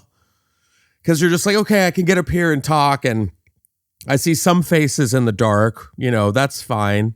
But then afterwards, like it's weird because I did have one show where I was on stage and I was like, damn, I am working up here. In a good way or a bad way? In a good way. But like everyone was just kind of like, and you're like, oh, I don't like this feeling. 45 more minutes. You know. And then like you get off stage and you're like, God damn it, what was that? And then afterwards everyone's like, you were so funny. And I'm like, it did not feel that way. But you have to just say thank you. Yeah. I learned that a while, because they really, first of all, they probably mean it. Yes. And second of all, even if they don't, you don't have to be like, no, it wasn't that great. Just fucking swallow it. You swallow it. And it's also like what makes me question myself, because I feel like we are our hardest critics on each other and ourselves, where you're like, maybe they're not laughing as hard as you want them to, but they're listening. Yeah. That's what's good. So they're being entertained, but they're, maybe they're not like, ha ha ha. I had a woman spit her drink out in the front row the other night. And I was like, fuck, gross. Mm-hmm. But also like, that's so cool. Yeah. And her husband was like, Mary, God. Like, oh, he was from the 40s? Oh, he was definitely from the 40s. And she was like, I'm so sorry. And I was like, no, bitch, spit your drink out. It was great. Do your audiences come to see you know what, like, I guess there's different ways, but you do shows where people come to the club because they want to go see a comedian. You happen to be on that weekend. Mm-hmm. And then there's people that come out to see the comedian in particular. Mm-hmm. Have you noticed when people come to see you versus people are just coming to a show, what your fan base is like? Oh, yeah. What is it? My fan base? Yeah. Oh, my fan base is strong women who love wine. Mostly women? Mostly women, and sometimes their husbands, because strong women bring the husbands. They make their husbands watch my podcast or like podcasts that I'm on. So they're like, yeah, you're really funny. My wife loves you, and if you're making my wife happy, then I'm happy. So and then I get like young girls who just like, oh my God, I wish you were like my gay best friend. So your audience is less gay men and more women. Is that usually what a gay audience is? Wait, what did you say? Is what? Less gay men. Yes. More straight women. Yes. Does gay man translate? Does not gay man to lesbian women as far as your audience? Is there a crossover there, or is that? Yeah. different? Yeah. I think lesbians like me too. Gay men. I get nervous doing gay shows. Why? I don't know, because I just feel like if you're not like za za za za za za za enough, then everyone's like From Lion King. So prepare for the chance of a lifetime. Wow. Be prepared for sensational news. Zaza. Zaza, that's where the shiny new era is tiptoeing nearer. This ain't a Where Do We feature. Just listen to Teacher as Aliens. Where we teacher? No, it's unsolved. Where we But please teacher? be rewarded. But at Where last, are we? I have given Where my are we? news. And justice deliciously squared. Guys, over here, Be she wants prepared. We are going to take over the human race. Now Can't say wait to this get as an down to alien. that Say this little as an money. alien. Yeah. Be prepared. Be prepared. Prepared for what? Go ahead. Yeah. Be prepared. Be Prepare for what? For the death of the king. Why is he sick? No fools, we're gonna kill him. Why is he can't. sick? No fools, we're gonna kill him. That's my line. And Jinx. Simba too. Great idea. No king, la la la. Zorb. Idiots. Never seen There won't Simba be a 2. king. I will be king. Stick with me, Stick with me. and you'll never go hungry again. Never go hungry again. And you never go hungry again. Bum. Okay. yeah, Zazu from Lion King. But like if you're not You have to be a certain kind of energy, you think? I think it's like an energy. I don't and I'm not trying to like Gay bash a gay crowd? not gay bash a gay crowd. I'm just saying like I don't know. I just feel like there's sometimes when I see like a gay comedian, I don't like being Interesting. classified as that. And I've been saying this since day one. I don't identify as a gay comedian. I identify What is your as comedian pronoun? a comedian who happens to be gay. Whereas some, I feel that way sometimes when like, It's like, are you a Jewish comedian? right. I very much have felt that before when like, if there's some shtick that you do that just feels like, I don't want to fucking, but also I don't want to not do something because just for the same reason I don't want to do something because, but yeah, I do like, I just feel like it's really weird. Like there was a time years ago where like, I'm trying to remember, I want to say it was like an Asian comedian and they went up there, they're like, so I'm Asian. And you're like, what? Like, I feel like once people see me and once I open my mouth, people are like, oh, okay. And actually, no, I take that back because this past weekend, this girl was like, I really thought you were straight. I was telling my friends, I think he's straight. I think he's straight. And I was just like, okay, well, cool. But even if somebody's having a conversation, if somebody's gay or straight, then they have to assume that they might be one or the other. Well, right. But also funny is funny. Yeah. So you are saying that like by gay, and by gay, I mean not being gay, but like the title. Right. That kind of, what is it like? Force an opinion, a perspective? Does it feel like you're taking an identity that's cheap because you're using something like a prop almost? Yeah, I think it's like kind of like a crutch. It's kind of like, you know, I heard of an instance with this Netflix festival. They did a whole like LGBTQ show. Right. And I had about like 5 people come up to me different times and they're like, why weren't you on that show? And I was just like, I wasn't asked. What's the point you're making? The point I'm making is I don't want to be boxed in. And you feel like you're not because you weren't asked? Was there I just feel I feel like there's little blessings and things like that where it's just kind of like, you know what? I don't feel like I need to be categorized. Does that ever keep you from doing stuff that you do want to do, but you're afraid that it would categorize you? Like, I want to do this, but it gets in the way of this kind of boundary that I've set. I don't think so. I mean, I don't think it doesn't get in the way of things. I just feel like sometimes, especially like with Hollywood, it's like, oh, you're not gay enough. We need somebody who's a little more flamboyant. We need somebody who's a little more androgynous. We need, I just feel like casting. Yeah. So it's like, I'd rather be, I'm rather be up there with like all my peers who are killers. I don't remember who told me this. He's a black comic who is involved in productions. I just know that he's like part of castings and stuff. I don't remember what exactly it was, but I remember he told me this story of, and I'm pretty sure it was the Popeyes girl. It was either to her or somebody else who was auditioning to be that spokesperson. The Popeyes lady? Yeah. Uh-huh. And they said, not even in code words, to either the girl who got it or somebody else who was auditioning, I need you to be blacker. Yeah. Which I've had people tell me like be blacker. Yes, every day. No, I've had people tell me like to be a little like, can you like be a little more like, yes, mama? And I'm just like, oh, like Jonathan from Queer Eye. I didn't mention names, but yeah. The thing about Jonathan from Queer Eye, and I don't know him. I do. I went on a date with him once. Really? Yeah, we went and had coffee on Sunset once. Isn't that weird? Before Queer Eye. No, because after Queer Eye, he's like he would spit on you. The man's a fucking the ego on this guy. He was so sweet. I have nothing bad. This was back when he did hair. So he I remember him telling me he had like his hair salon in like a garage or something. And it's crazy now because now I'll be like driving down Sunset and it's like he's got like his hair products. It's like JVN, da-da-da-da. But I mean, I can't be nothing but happy and supportive for him. But I brought him up and you could maybe qualify better than I can, but it feels like that is who he is. For sure. So the energy is amazing. Uh-huh.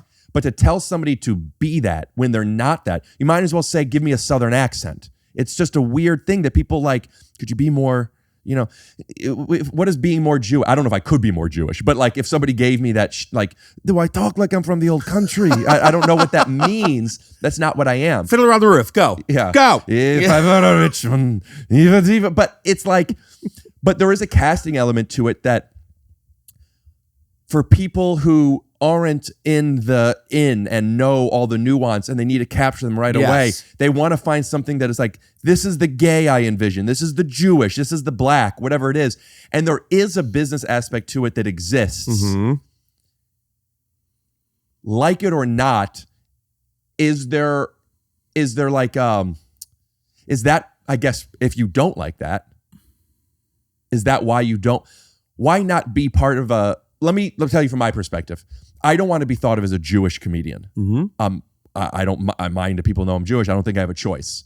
But like, I played a temple not that long ago and loved it. Yeah. I loved being in front of all of these people that were my kind of people. I'm not like all of them. They're not all like me. What did you mean by these people? Jews. Oh, got it. They're all just Jews. Mm-hmm. And it's like there's shorthand with your community. that you could say and do, and they know the things, and even just there's things. Every mom out there that has a single daughter is interested in me meeting them. Right. I know that without them telling me. If I'm talking about their daughters, the subtext is, ooh, would he, you know what I mean? Like, and that's fun. It's great because it's a different show. I had this conversation with Gerard Carmichael years ago. Good. I love black rooms. Mm-hmm. In fact, I'll go as far as saying there is nothing better than a black room. And I'm trying to figure out why. And he brought up, there's things I've noticed, but he brought up a point that I forever remembered that is brilliant, which is black people are a certain way. Mm-hmm. Not all of them, but statistically more, gay people, Jewish people, blah, blah, blah. If you have a room filled with blank, whatever it might be, there's a commonality between the audience that they're all this. Mm-hmm. And what he said was when black people, and this is a blanketed statement, pardon me, but when black people like something, they're all in. Uh-huh. And when they don't, they're all in. Right. So no matter what, unless you're just mediocre, there's energy that you get to play with and use and take on. And so translate that to anything else. When you're doing a room that's all something, I do think it's a special kind of thing. Mm-hmm. So I'm curious, if there's a gay room, what is it that you don't, I mean, other than you not wanting to identify as a gay comedian? No, I'm not saying I'm not going to, but I feel like they're a little more judgy, a little more catty, a little more like, okay, make me laugh. Right. So a black room. I mean, maybe in its own way, it's like a lot of it is, it's a lot of it is like gay sex jokes, very like, so but I that's was the comedian. Yeah. You're not the you're not that, I mean, you get to do any jokes you want to do. I do whatever joke I want to do. I'm saying it's like as a gay comedian, there's a lot of just like, so I was bottoming the other day, and you're just like, oh, okay. So you're judging the other comics. I'm judging, yes. Because Right. I just feel like there's just so many ways, and that's for any comic, it's just like, I feel like, if I see like if I see a guy comic who's like, so I was boning this chick the other day. No, you weren't. I'm in though. You weren't. Did you censor yourself? I was blowing this guy the other day, Were you going to originally talk about a female comic and then censor yourself? I saw you say something and then stop and then go. What do you mean? You were giving an example and you were trying to think of another example, and I felt you stopping and then changing. Oh, really? Maybe I'm wrong. No, I was just thinking like, I don't know. Is there a difference between an audience of, Jackie Tone?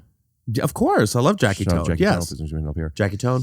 Her audience, a lot of gay Mm-hmm. and women. Mhm. Like, what's the difference between a Jewish woman, Jackie Tone, Bette Midler? I'll put them in the same category. Sure, as you should. And you, or a gay person that has this kind of, I guess I'll call it theater audience. Sure. Right? Is there a difference between Jackie's audience and your audience? Because you're a guy. You're a gay guy as opposed to a straight woman that is attractive to a gay guy.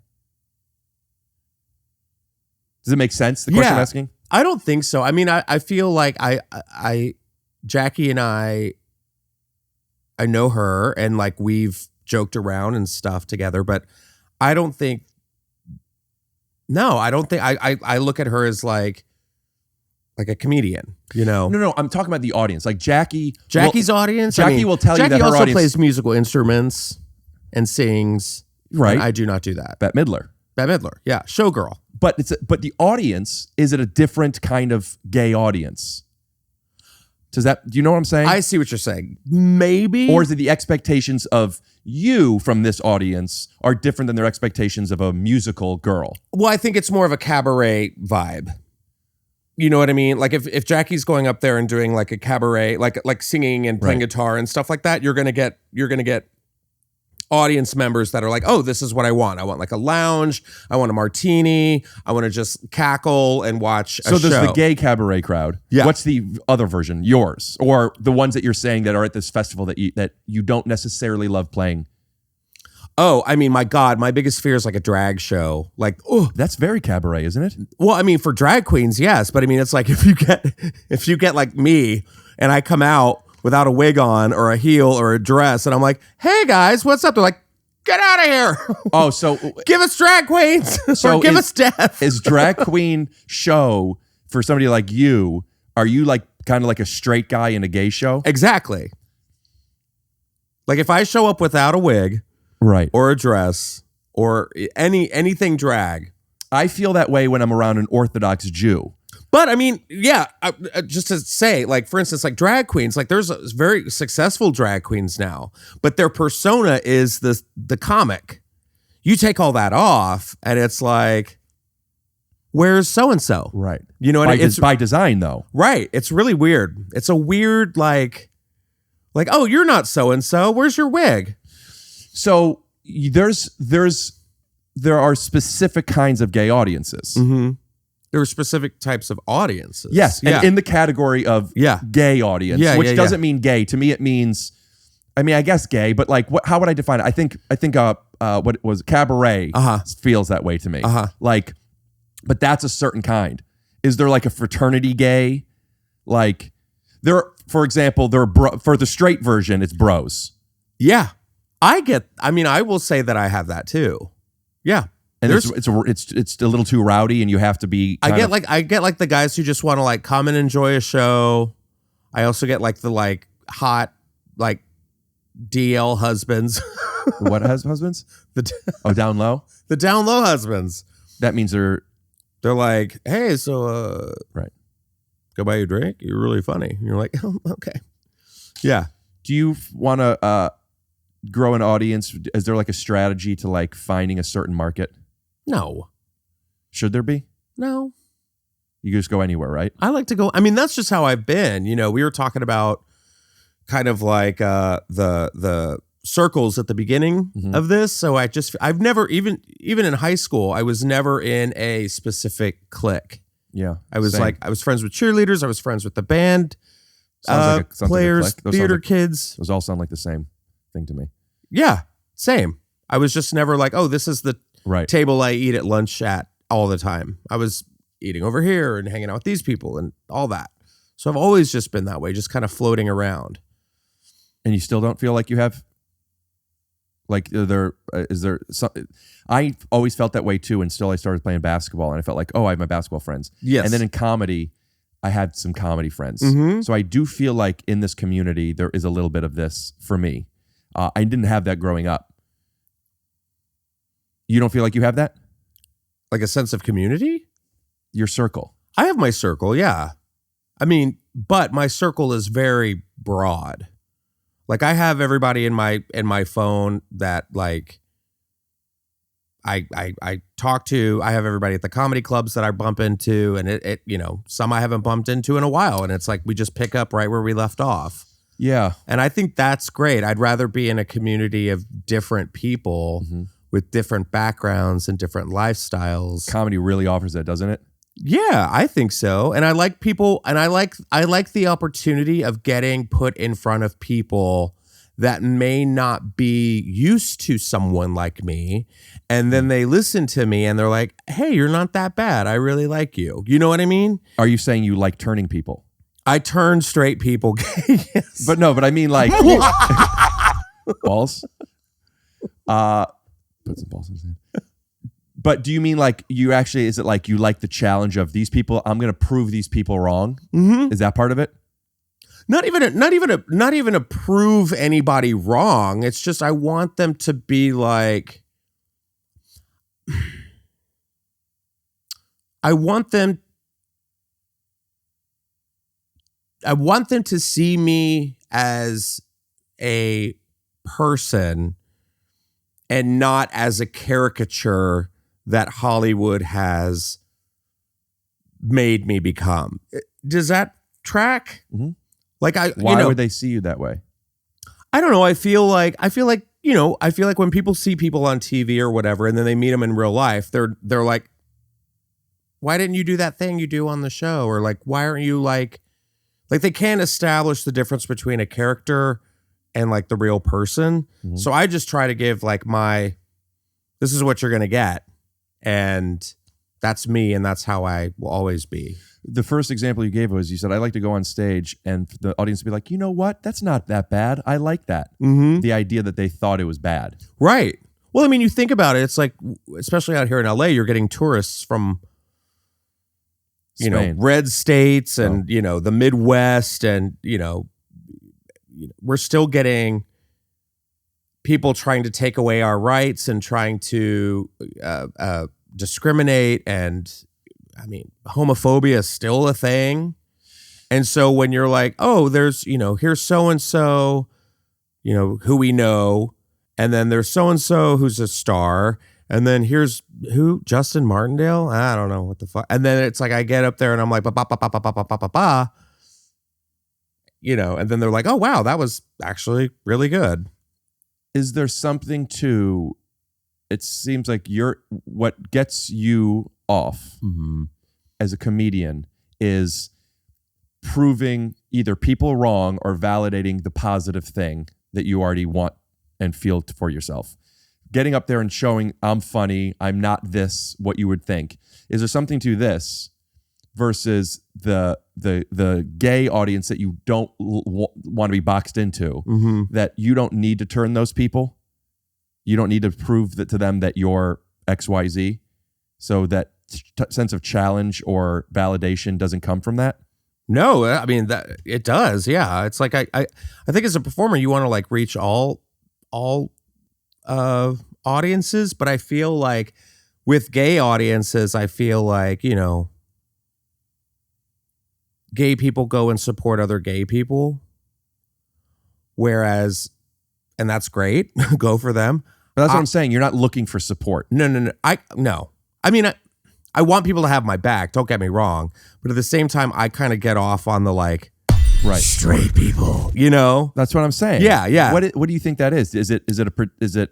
I don't know. I just feel like it's visibility that we're out here and we can play with the big boys and girls. Right. And that makes it's, sense. That's actually, you know what I mean? It's that like actually makes me feel emotional. If I can go up after Bill Burr and have a great set, and people from, are you crying? I just a little bit. There's this feeling of that you don't feel accepted, and you're proving like you have to prove that you belong. Yeah.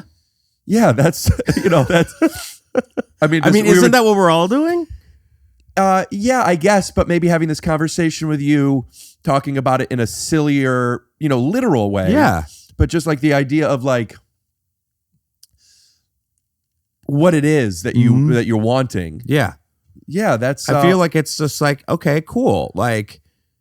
And that was what I was trying to get at with the boxed in, is just like, I don't want to be like, oh, this is your table you have to sit at. So by sitting there, maybe it almost validates the incorrect assumption that you're maybe projecting or that exists on other people. Like, oh, I knew it. He's at that table. Yes. So you almost like a politician. Right. You can't know sit your there. place. This is your place.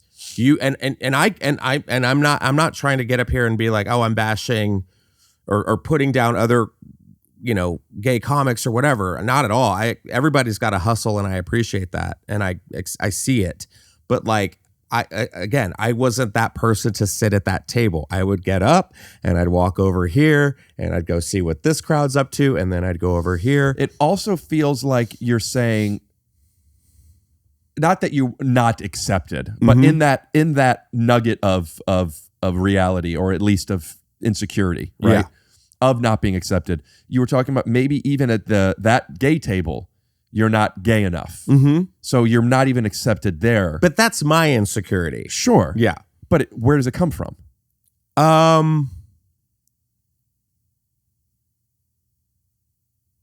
mean, I think it comes from having to hide who I was for so long. How old were you when you came out? 19.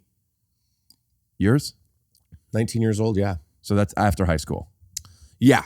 Were you actively gay in high school but kept No, it a secret? No. I was straight in high school. You were straight? Or pretended to be, yeah. Did you have sex with women? Yeah. Fucking awesome. Yeah. And then I was like, oh, God. No, but I mean, it was a lot of that like repression and just Remind me where you're from? Huh? Where are you from? San Antonio. So it was just a lot of like, this isn't how you're supposed to be. It's in the Bible, you know, that kind of shit. So Right. it was just like, oh, if you say anything, no one's going to like you. Like it was, I mean, this was like, you know, early 2000s, you know, it was just kind of like, ooh, you know, and you could be just ruined. I mean, it still happens today where people are just like, you're gay, to the streets, out of here. So I was afraid of just like people's reaction. And for some weird reason, I just picked myself up and was just kind of like, you know what? Fuck all y'all if you don't like it. And I think that's why for a long time too, I never mentioned my sexuality on stage. Maybe I didn't have to, but because I was afraid of like, oh, you know. And there was times where I had comics bring me up and they're like, this next comic, he's gay. And I'm like, God damn, like, what? Yeah, well, hosts, yeah, it's a tough position to be in. And yeah. if you're not a great host, right, you're just gonna you have one sentence to shock people and they feel like they need to get a laugh on the intro. Oh, for sure, exactly that. But like, you know, I see myself now and I'm looking at these lineups, and every lineup I'm like so appreciative of, like, yeah, shit. I'm like, you know, Mitzi passed me, which is huge. And B, it's like I'm on this lineup with. Weren't you the last two people that she passed? I'm the last person she passed. Yeah. And then, so there's a little bit of pressure with that. It's like I want to make her happy, and I want to like be a. You still think about that? Oh yeah, for sure. Really? Every day, yeah. Every day? Yeah, like every day, yeah. Wow. Yeah. Or like every time I'm on stage, I'm just like, okay, let's do it for Mitzi. Do it for Mitzi, man. It's like, it's a good name for a special. It's produced by the Comedy Store. Yeah, right. I'm like, but I mean, it's like just that legacy that she left behind, and you know, I'm afraid that I'm like, oh, I don't want her to be like, oh, well, she was on her way out when she saw this guy, and she was like, I think it was great. So yeah, right. Because I mean, there was a lot. I remember that night specifically. I mean, June 26, 2009. And it's actually close to 13 years ago today that this comes out. Oh, wow. Yeah. Yeah. Keep going. And I just remember people coming up to me and being like, who the fuck are you? Where'd you come from? Da, da, da, da. And I was like, I don't know how to answer these questions. I don't know who you are, but I know you're famous. Like, it was crazy. Yeah, it might be tomorrow. What? 13 years ago. Tomorrow. Oh, 13 years tomorrow? Yeah. I mean, that's... Or last week. So it's like, Next again, week. what you were saying, it's like, yeah, I'm looking at, you know, I'm seeing like Eliza Schlesinger and fucking Chappelle will Garbage pop people. in, Leslie Jones, Ali Wong, and here's Ali Wong being like, Justin Martindale, you know, and I'm just like, bah, you know, it's cool. Mm-hmm. And I feel like I'm so grateful for that opportunity. I'm so grateful to be in such good company. And yeah, and you get all these people from different walks of life. You've got, you know, conservatives and liberals and, you know, those are the big two. Everything in between. It's a melting pot. Yeah. It's not just one group. So that's the audience that you want to be in front of. Yeah, everyday people. I want all of it. I want the gay people. I want lesbians. I want, you know, the Latinos, the black people. I like, you know, the Christian moms. Like So if that's you could, what I love. Tell me if I'm wrong. If you could pick 5 people to be in your audience, 5 types of people, it would be gays, lesbians, Latinos, Christian moms, and black people, right? Yeah. What else is there? Me. Definitely not you. So God. I'm a fan though. I feel like, but I mean, you know, I didn't mean Christian moms. You were being, I'm sure, yes, you did. You're just giving specifics to be specific. I wasn't really taking it literally. Just cool moms that love wine. I would argue out of all of the categories of who you want to be laughing at you in a show, Christian moms would not be near the top of the list for either of us. You'd be surprised. Yeah? Because sometimes they let loose. I guess when I think of a Christian mom, I'm thinking of a conservative Christian mom. But they have senses of humor. Yeah, I just don't know if that's... I'm more gay, lesbian, black, Latino, and Christian dads. Yeah. Well, you gay bait too with that flirting. How is that more than anybody, then that means straight women too. Yeah. But I wouldn't say that my audience is filled with gay people or straight women. No. I think my audience is more, and I mean this with the most respect. I am part of this. It's fucking nerds. Yeah. So I'm a nerd as well.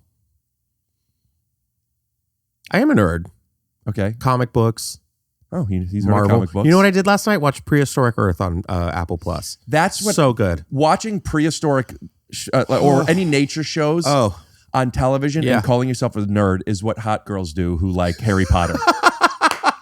Is it? Yeah. What if I know the names of the dinosaurs? They know. She knows all the houses. Okay. She's read the books and she still gets drilled by fucking thick veiny cock. All right.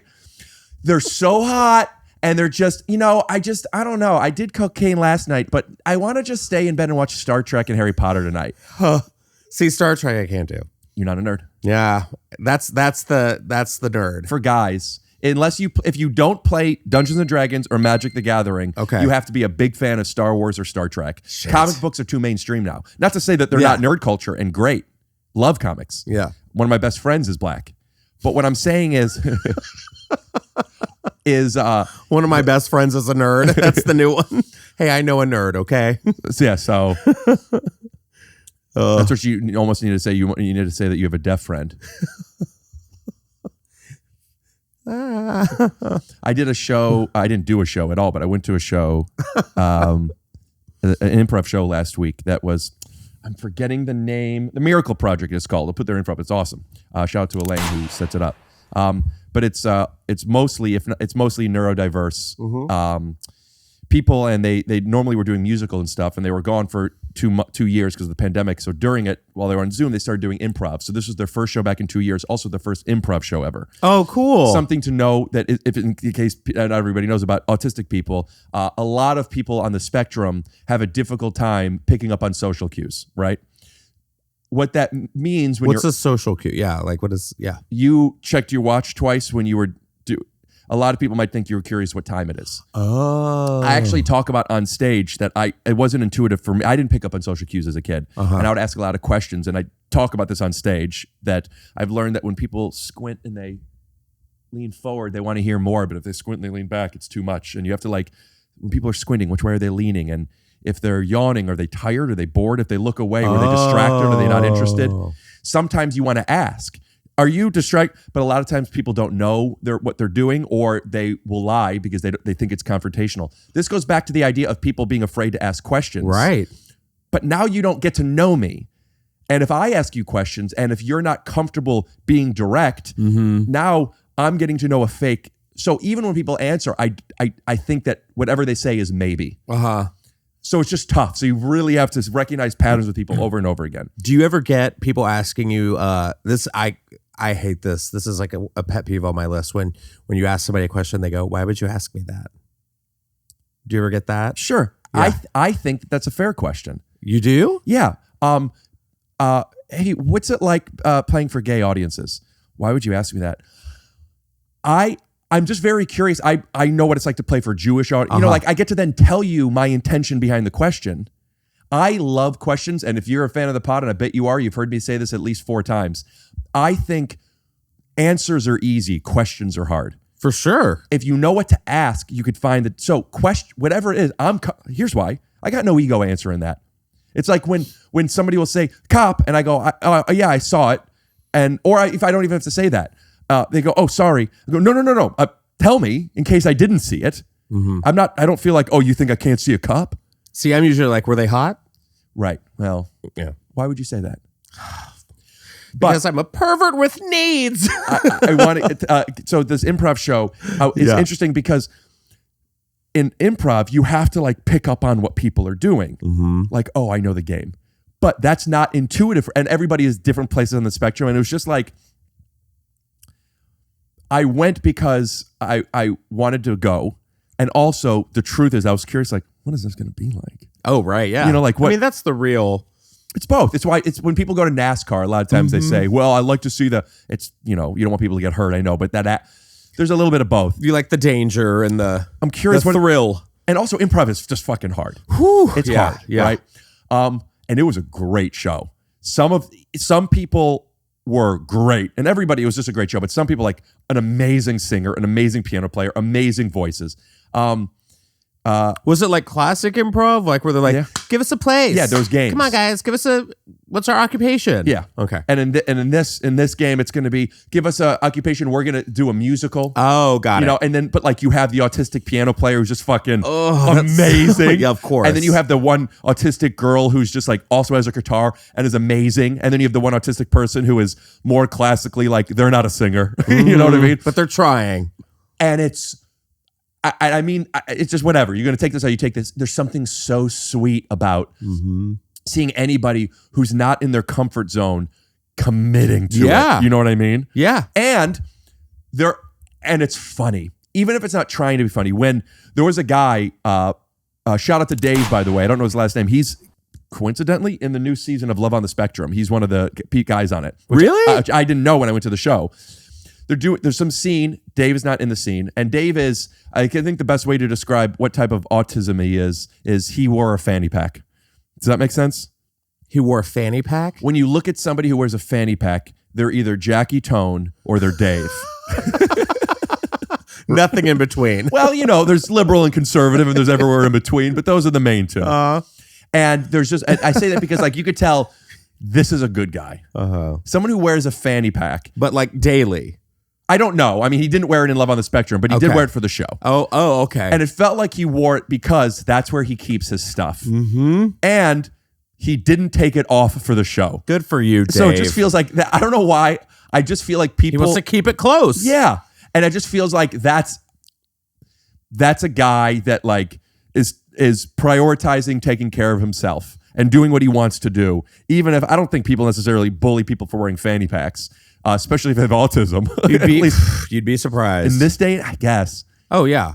I don't really know bullies. I see it in movies. I know it exists. Believe me, I know it exists. But I'm just saying in a community where like we're all improvisers, comedians, actors, trying to like connect, those people are generally accepting. But anyway, so. There's definitely bullies in fast food restaurants and airports. Okay. Those are the two that I've seen on Instagram where there's a lot of that. Oh, that United guy who was slapping? All of that. People are fighting on airplanes. People are slapping each other in restaurants. It's just, it's just gross. Well, not at the Miracle Project. That's true. So there's a scene and it's, they're in Narnia and blah, blah, blah, blah, blah. And then one guy goes up and goes, it's a bear. And as soon as he says bear, Dave is one of the actors on this thing who, because they basically say this scene is going to be with such and such. So he always showed up, but he didn't come off the wall or the chair to come on, right? He showed up for what he was supposed to show up for, and wasn't at least in the show wasn't necessarily that inspired to come in and like add on to something that he wasn't invited to, right? But in this scene, someone said bear, and he got up and got to as in like. He knows what he's doing, walking up to Chris Rock and like having the option to not do that. You heard what happened, right? I mean, it got around, yeah. Yeah, Will Smith slapped Chris Rock during the Oscars. Oh my God, that's what happened. He got up, walked, took the mic. There's some microphones. Took a microphone off the thing, and we got the bare necessities. And I thought, what a funny choice, because he heard bear and he's singing bare necessities. The more worries and your pride. Yeah, man. Yeah, and he went to the side, and they all knew. They did it. And it was just like, they fucking know the Jungle Book. Yeah. And then he does another verse. And I'm like, how many verses does he? Because I figure like he hears bear. I didn't know he knew that. And he sang a 3-minute song of the bear. I later realized, this was a planned thing. The guy said bear to tee him up. But just like bear, I don't even remember the point I'm getting at right now. There was something about the reason I was telling you about this show. But Dave was great. What was the point of this? Fuck. You were saying the woman who ran the show. I brought it up because I went to the show because I said I did this show where I went to it, and then I digressed to Dave because I was just thinking of Dave. Yes. And I just watched him. I don't remember. Anyway, Miracle Project. check it out on whatever the fuck, you know, Wherever you get your podcast. wherever you get your autism projects. Yeah, I don't remember. I think it was something about audiences. Okay. Whatever. Oh, you were saying how it's like you were invited to go and you were like, oh, is it going to be a mess or is it going to be fun? No, that was ancillary. Okay. I've gotten to a place in my life now when you're trying, like, what was it? Where if yeah. I don't come up with it, I'm okay. Let's just go. Go. Well, yeah. So we're just moving past. Yeah. So go. that's over. Move it along. But watch that show because Love on the Spectrum? Holy shit. Yeah. I saw the first season. I'm trying to remember. Dave wasn't on the first season, was he? Dave was only in the third, the American one. Okay. Oh, that's right. You said it's the States. It's the same director. I don't know his name. Put his Instagram up here. He's Australian though. Man, what a show. Oh, I don't know if this was it, but I know this was something I was getting at. I think this was it. About asking questions and laughing at things, right? And being able to see, I think this was it. Seeing somebody outside of their comfort zone, right? And laughing. Not because, haha, look at this loser, but because that's also what I was talking about indirectly with the situational comedy. If you're saying something that's a little shocking or whatever, just the imagine if thing. When you see somebody, obviously if they're uncomfortable or embarrassed, then there's a different kind of empathy where you don't want them to hurt. But like, it's funny when people mess up. It's when somebody sings the national anthem and it's really bad. Yes. You kind of want to not laugh because you feel bad for that person, but also to pretend that it's not funny is lying. Right. And if that person then is across from me on a podcast and said, what did you think of my national anthem? And they asked me, I feel safe to say whatever you need beforehand. Like, I'm sorry if, whatever your version of that is. But like you're Fergie singing the national anthem and I'm like the friend. Yeah, but let's not say Fergie because Fergie we know could sing. Hello, Wild Orchid. Hi. Slaps. Fergie is at one point at least at the top level where I'm talking about when somebody is like, this is their opportunity and it's sad. It's like, here's their opportunity and their voice cracks, so they're off the whole time. Justin. I have a question. Yes. This popped into my head immediately when you said that. There's that video of that woman at a hockey game. Have you seen this? There's a few of them. I can't remember which one. She goes out, and I don't remember if it's in Canada. I want to say it's Canada because it's hockey. She comes out and she starts singing. Wait, real quick. We'll cut to a clip so they can see it. Okay. That flag ain't going anywhere, baby. Oh, shit, does that stop,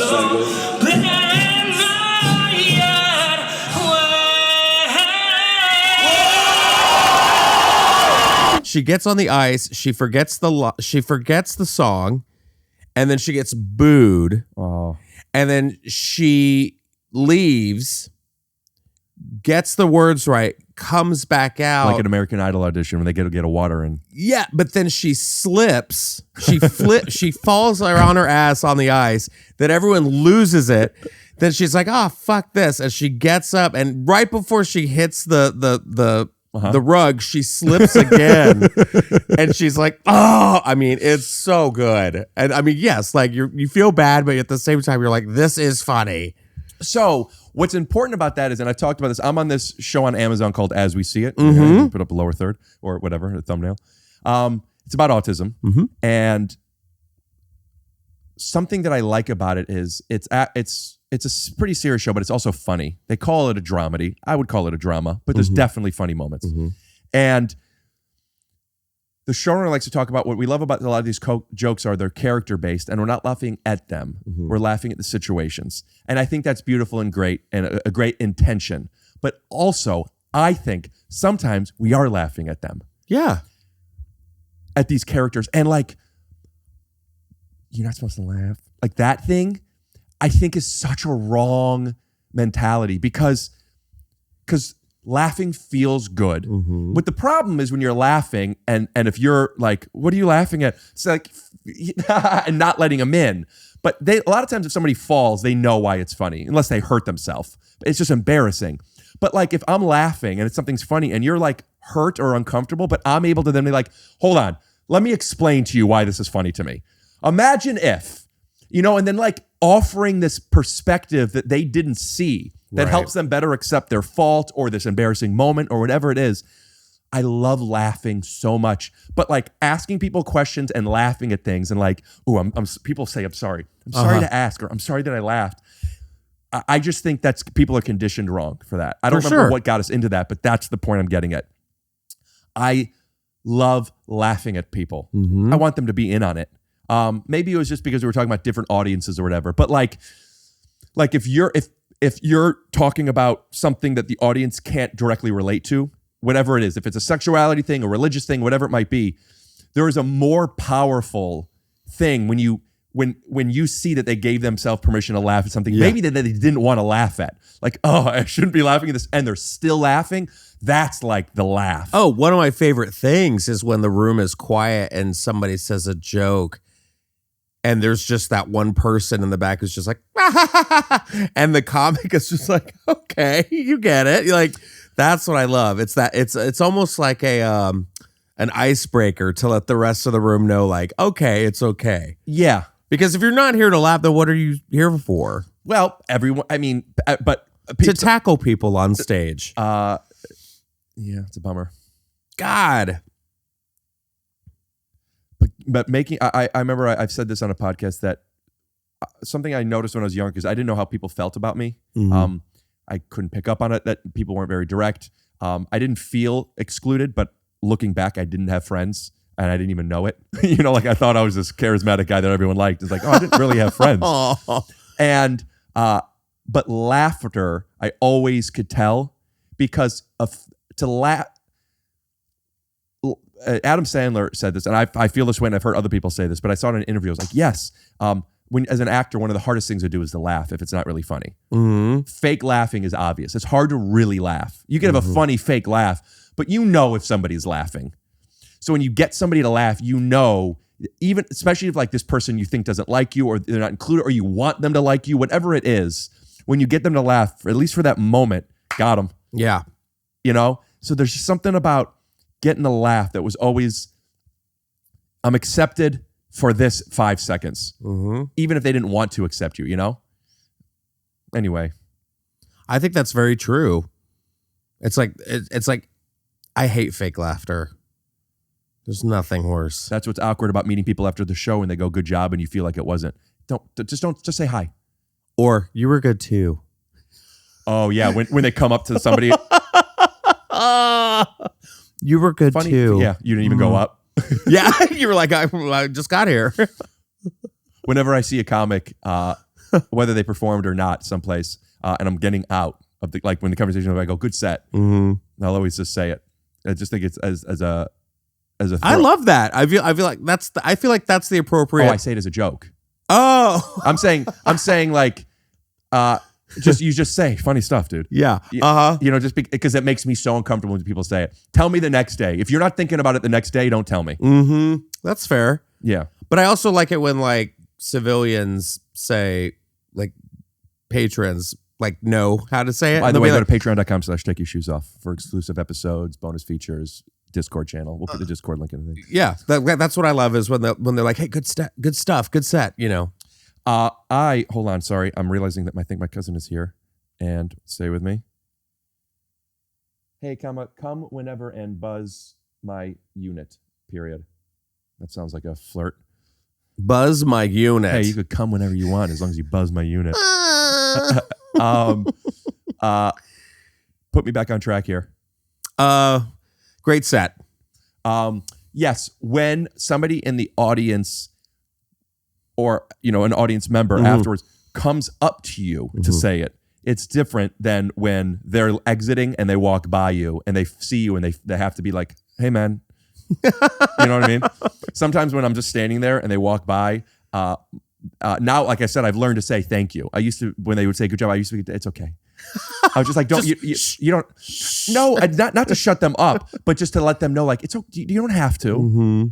I've talked about this a million times, but when people say, how you doing? That always like, it's okay. Yeah. Hello. I hate it when, or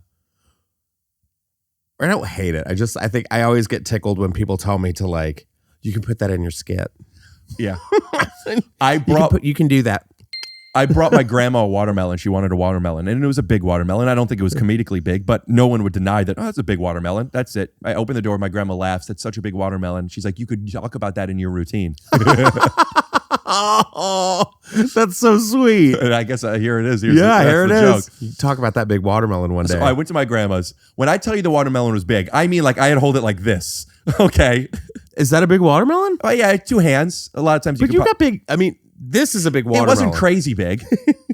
You're like this. Yeah, it was like, you know, okay. It was like it could, you know, seedless or I don't even know. Didn't even open it. Yeah, but I mean, God, my nose is itching. Okay, I mean somebody's talking about you. Really? Uh-huh. Is that like Jewish folklore or? I don't think you could call it folklore when you're talking about Jews. You can't? I feel like folklore leads to like this idea of mythical creatures with horns and like yeah. But when you associate Jews with horns, I didn't even do that. Well, I'm just like I just want to make sure that people get the full context. He didn't mean to do that. Like anything you want to plug? I didn't mean that in a gay way. I just meant it like what a segue. You just called my community a community of river nymphs. I will plug. I didn't even think of it as river nymphs. I went with like.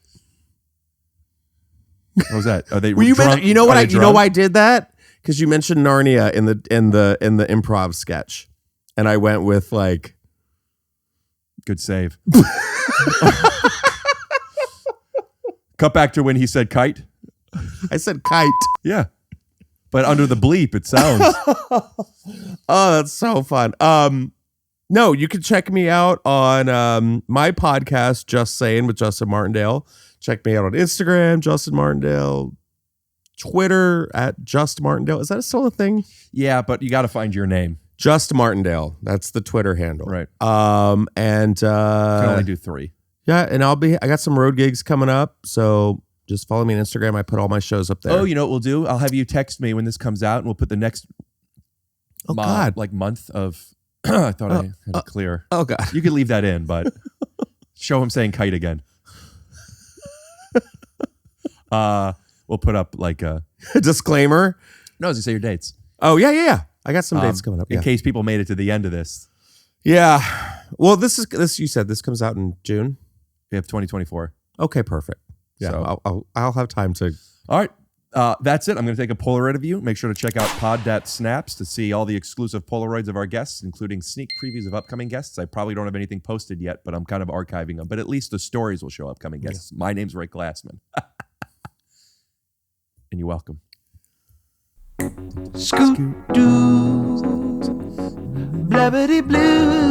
And now it's off, so they can't hear what we're saying. So tell me what you really think about these gay audiences.